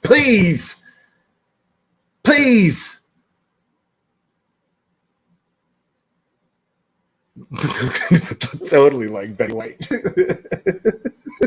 Everybody's like, if Will loses 20 pounds, he's going to disappear. No, I'm telling you, guys, look at this. Look at that, bro. I got a dad bod too.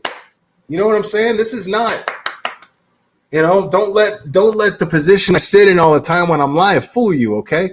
It's all right here, baby. It's all right here. And I'm going to get rid of it.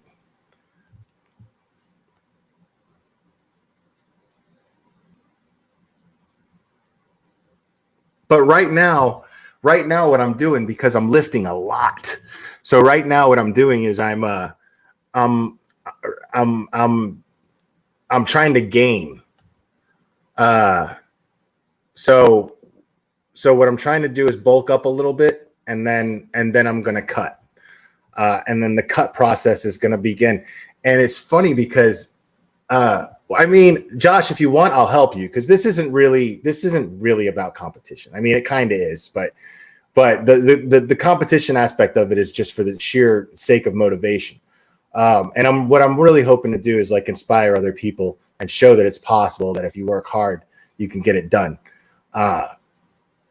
So that's the real reason why I'm doing it. But I, why not make it fun, and trash talk? I like,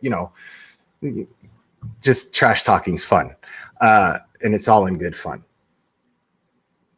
Right. No, Mexi doesn't stand a chance, dude. Mexi does not stand a chance with his Latin wife living in his house and cooking for him. He doesn't stand a chance against me. Dude, I'm poor.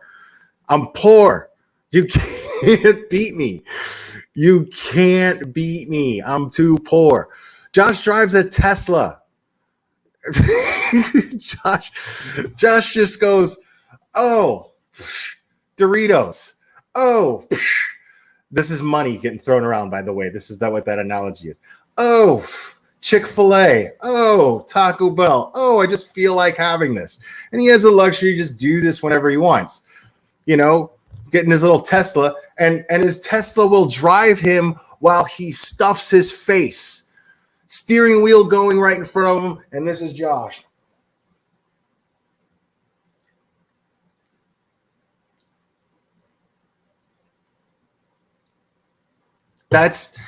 I've got this.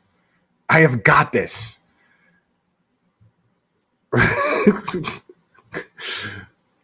Oh, Josh loves his Tesla, man.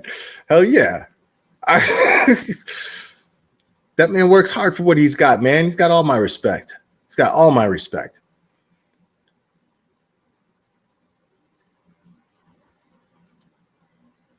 So, yeah, man. So this is just going to be fun. But yeah, I am going to, I'm Clubber Lang and Rocky 3, okay? Y'all two are Rocky and Rocky 3. Y'all remember Rocky 3? Rocky 3 was when he read out that little fancy little place.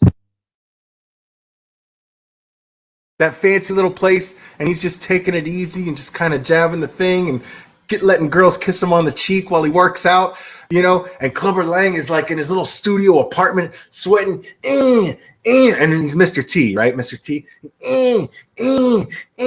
That's going to be me. That's already me with weights. Like, wait till I put in cardio and start dieting. This is what I'm going to do. And Josh, seriously, this is going to be what my plan is. Yeah, pineapple is good for that. Ask Cherry K.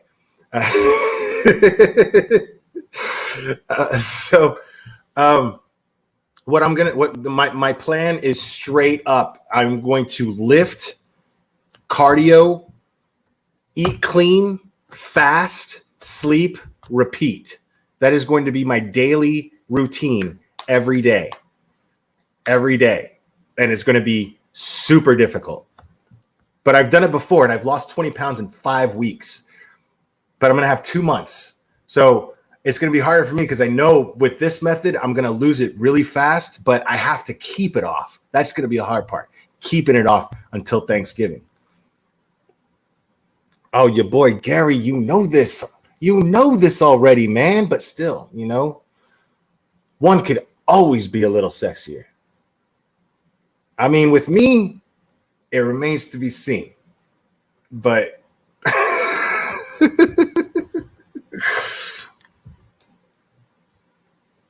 yeah, keto is hard, dude. But yeah, that's what I'll be doing. Intermittent fasting, basically. I'll be going 16 hours without eating anything except water or black coffee or black tea. So 16 hours. And then within that 8 hours, I can eat as much as I want. But if I want to make any progress, I have to eat clean. So in those 8 hours, when I'm starving myself for 16 hours, I'm going to be looking forward to eating so bad. And then I'm going to just have to eat bland veggies and chicken.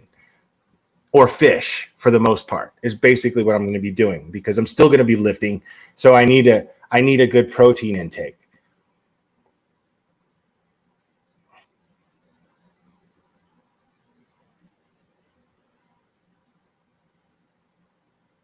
Road King, that's because you're too sexy for the both of us. You got all the sexy. You got all the sexy, Road King.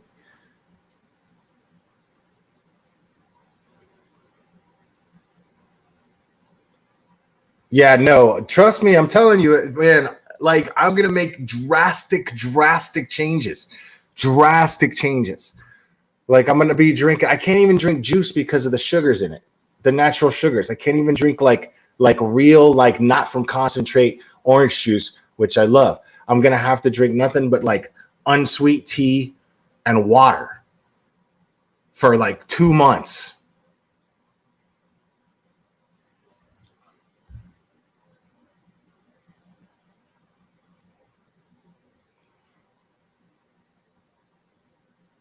Yeah, and yeah, bacon. Yeah, I mean, there's a lot of fat, and there's a lot of fat in cheese too. I'm going to be avoiding cheese as much as I can too. This is going to be really, really difficult.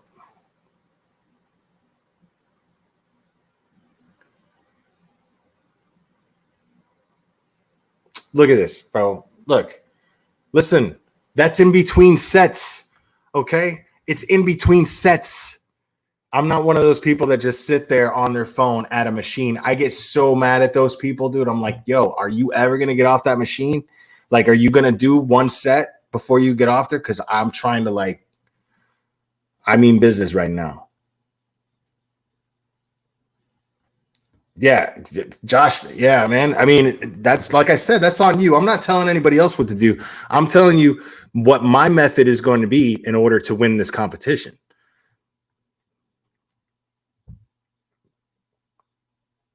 Oh yeah, yeah. She doxed me. Like she doxes everybody, dude. She's crap.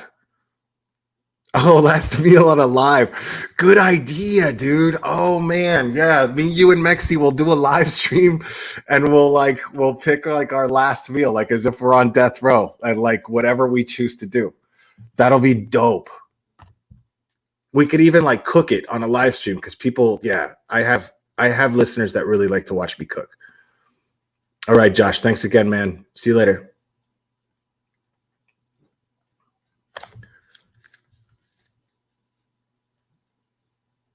Oh, yeah, we haven't decided on that yet. There's somebody has to somebody has to do something really embarrassing.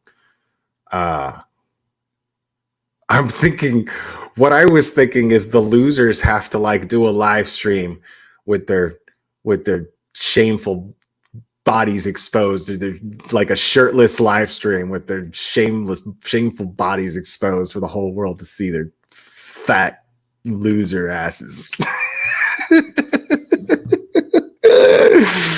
I was thinking that, but maybe something else. I don't know. We'll get creative. Yeah, dude.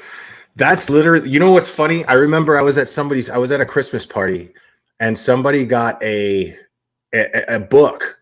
This was 10 years ago though. Somebody got a book. Somebody got a book that had from start, the healthiest food, the first page is the healthiest food you could buy, the healthiest thing you could buy at a grocery store, to the unhealthiest, the worst thing that you could possibly eat. That's the most unhealthiest thing.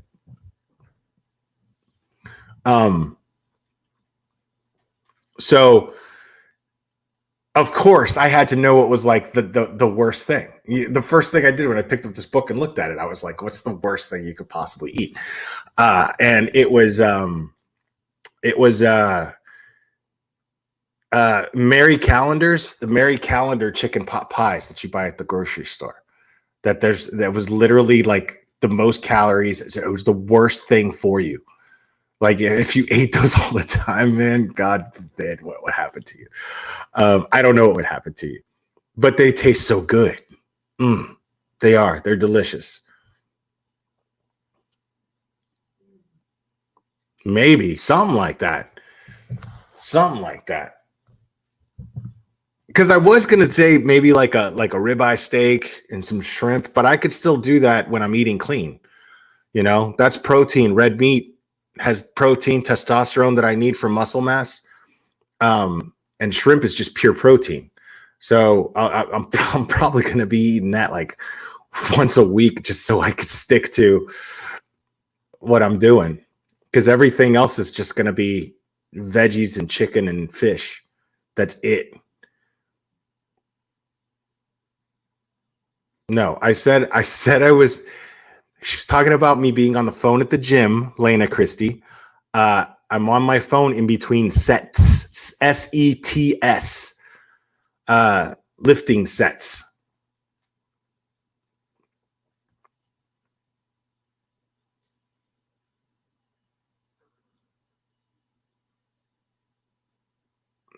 Well, I watch documentaries all the time. That wouldn't be, I watch documentaries all the time.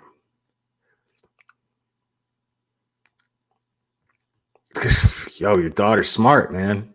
It's good stuff. Like, see, being poor has its advantages. People act like, no, man, you can't cook a steak right. You can't cook a steak right unless you've got a grill, and blah, blah, blah. No. That's not true. In an electric oven with the right seasoning, I can make you the best tasting steak cooked just the right way that you would ever want. I can absolutely do that. Real easy. All you got to do is just manipulate what you're using, right? And you got to season your meat properly, right? So I get, the right seasoning and but the trick is I marinate it in Dale's for like a couple hours, right? Marinate it in Dale's, and then I put a little Chicago shake on there, right? And then what I do is I get the rack on the very top part of the oven, put that bad boy on broil on high, right? And I put the steak right under the heater, right? Just directly under. I mean, there's this much space, right? But you got to leave your oven open, because if you don't leave your oven open, first of all, it's going to overcook. And then you're going to start a fire in the pan that you're cooking it in. So you can't do that. So what I do is I leave the oven open, blast that thing so it chars it on the outside, because I like my steak Pittsburgh style, right? And it chars it really good on the outside. You flip it over, do the same thing, but you got to watch it really, really close, because I mean, you leave this thing in for 30 seconds too long and you overcook your steak. And I don't like well done steak. I do not like overcooked steak. I will feel so disappointed if I just spent like $15 on a steak or $20 on a steak and then I overcook it. I'm just like, I mean, I'll eat it, but I won't enjoy it really,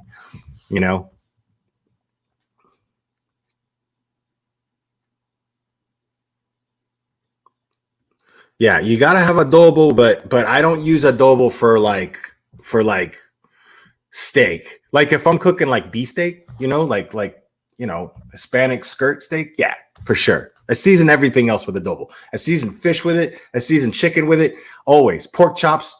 Always adobo. And I even put adobo on everything else instead of putting salt and pepper on stuff like people do. I have on my table is adobo and hot sauce. And that stuff goes on everything I eat. Everything.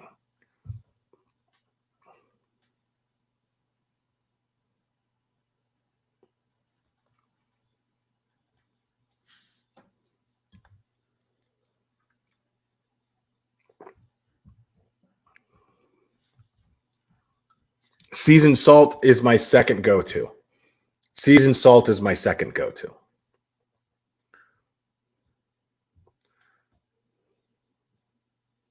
Yeah, dude, adobo, dude. What are you talking about? I'm half Dominican, right?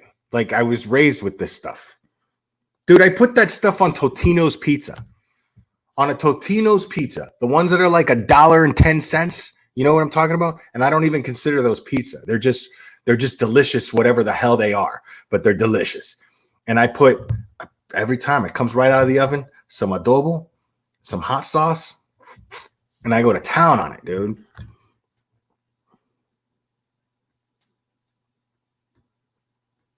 Okay, I can see that. Yeah, I can see that.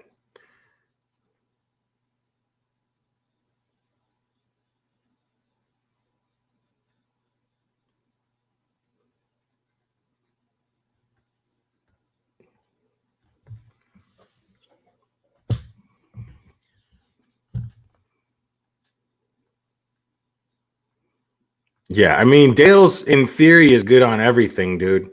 Like when I cook shrimp, when I make the shrimp with my steak, I saute the shrimp in butter, a little bit of olive oil, and a little bit of Dale's. Super good. That doesn't sound salty enough, but I might do it. It's like Chicago Steak Shake, man. It's dude. Y'all make.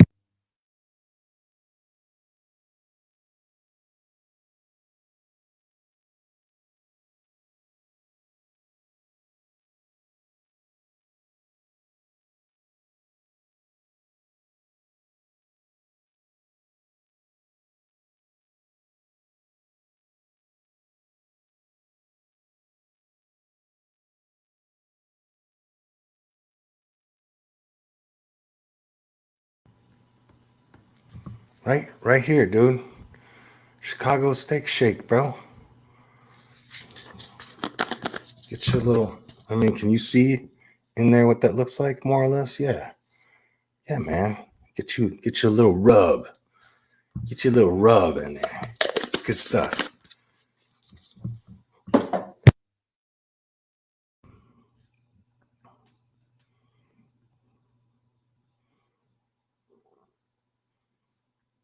Yeah, well, y'all are acting like I was crazy. Like I was just making up some sort of Chicago thing. Like, no, man, like it's a thing. I bought it at the store and I put it on my steak. It's delicious.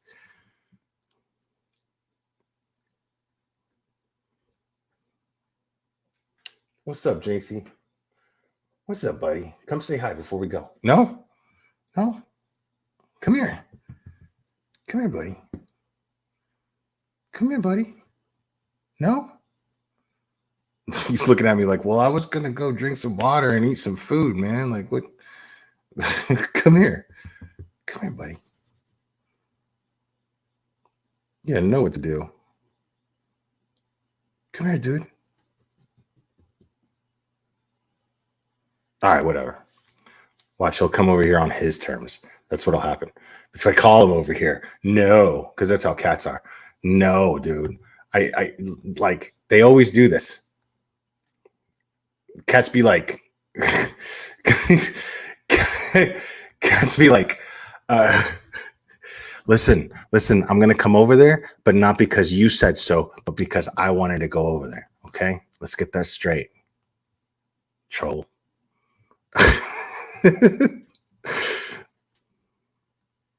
They do sell that at Walmart. I do all my shopping at Walmart, man.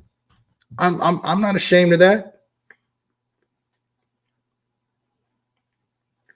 Dude, look, man. Look, I'll tell you something. Like Walmart has it's terrible when you're trying to diet because they have chips. Like they finally started doing the chips, right? Where like, I mean, they have Funyuns, but they're like the great value, Walmart version of Funyuns. A bag of Funyuns, the same size of name brand Funyuns, are like almost $4, dude. And these are like $1. And they're the same thing. The same thing. You compare the ingredients, it's the same thing. People are crazy. People feel like they gotta like buy the name brand or else it's gross. Like, no, dude.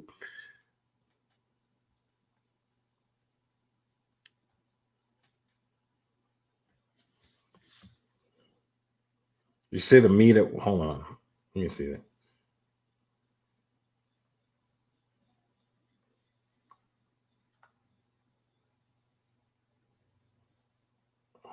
The meat at Walmart is fine. It's not great, It's not the best. Absolutely great value stuff is just as good. Absolutely. See, Julie Christian lives in Tennessee. She knows. She knows all about that Walmart life.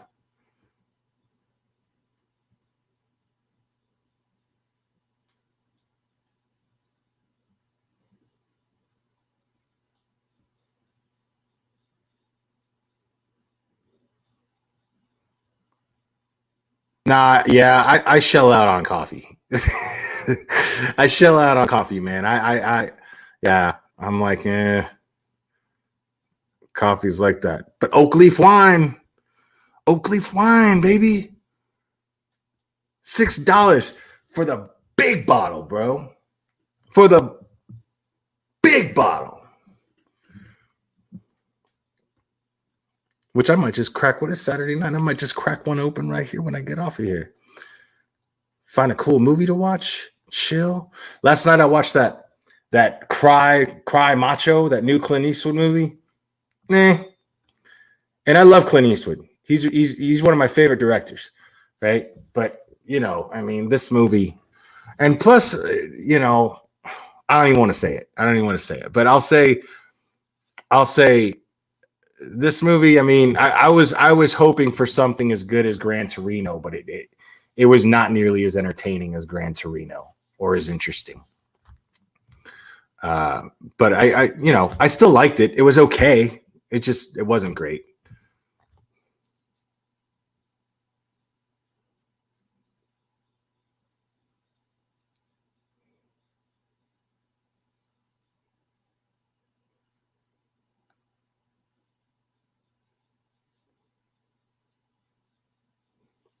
I mean, that's an understatement.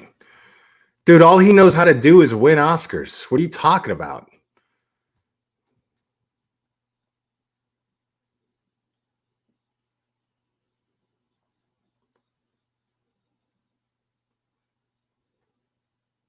Brendan Fraser.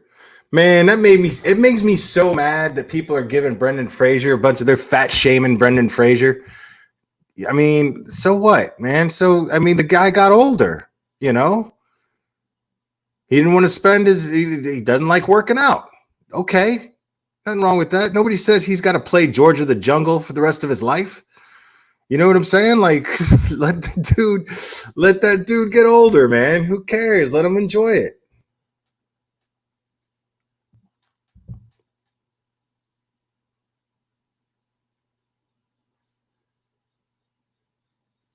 Yeah, like it's funny. That movie Changeling, like he directed that movie Changeling with Angelina Jolie. We talked about that here. He directed that.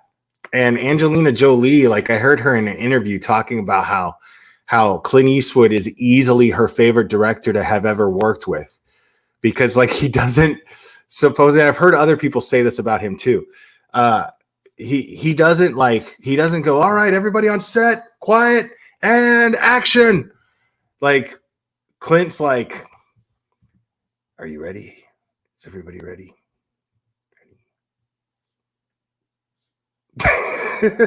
And that's it. Like, and everybody's just like, oh man, this is nice. This is nice.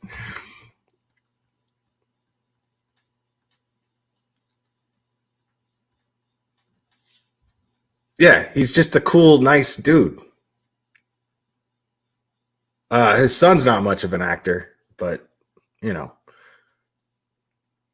but they put him in these supporting roles, which is cool. Like he works in these really good supporting roles right now. But maybe he'll get some skills.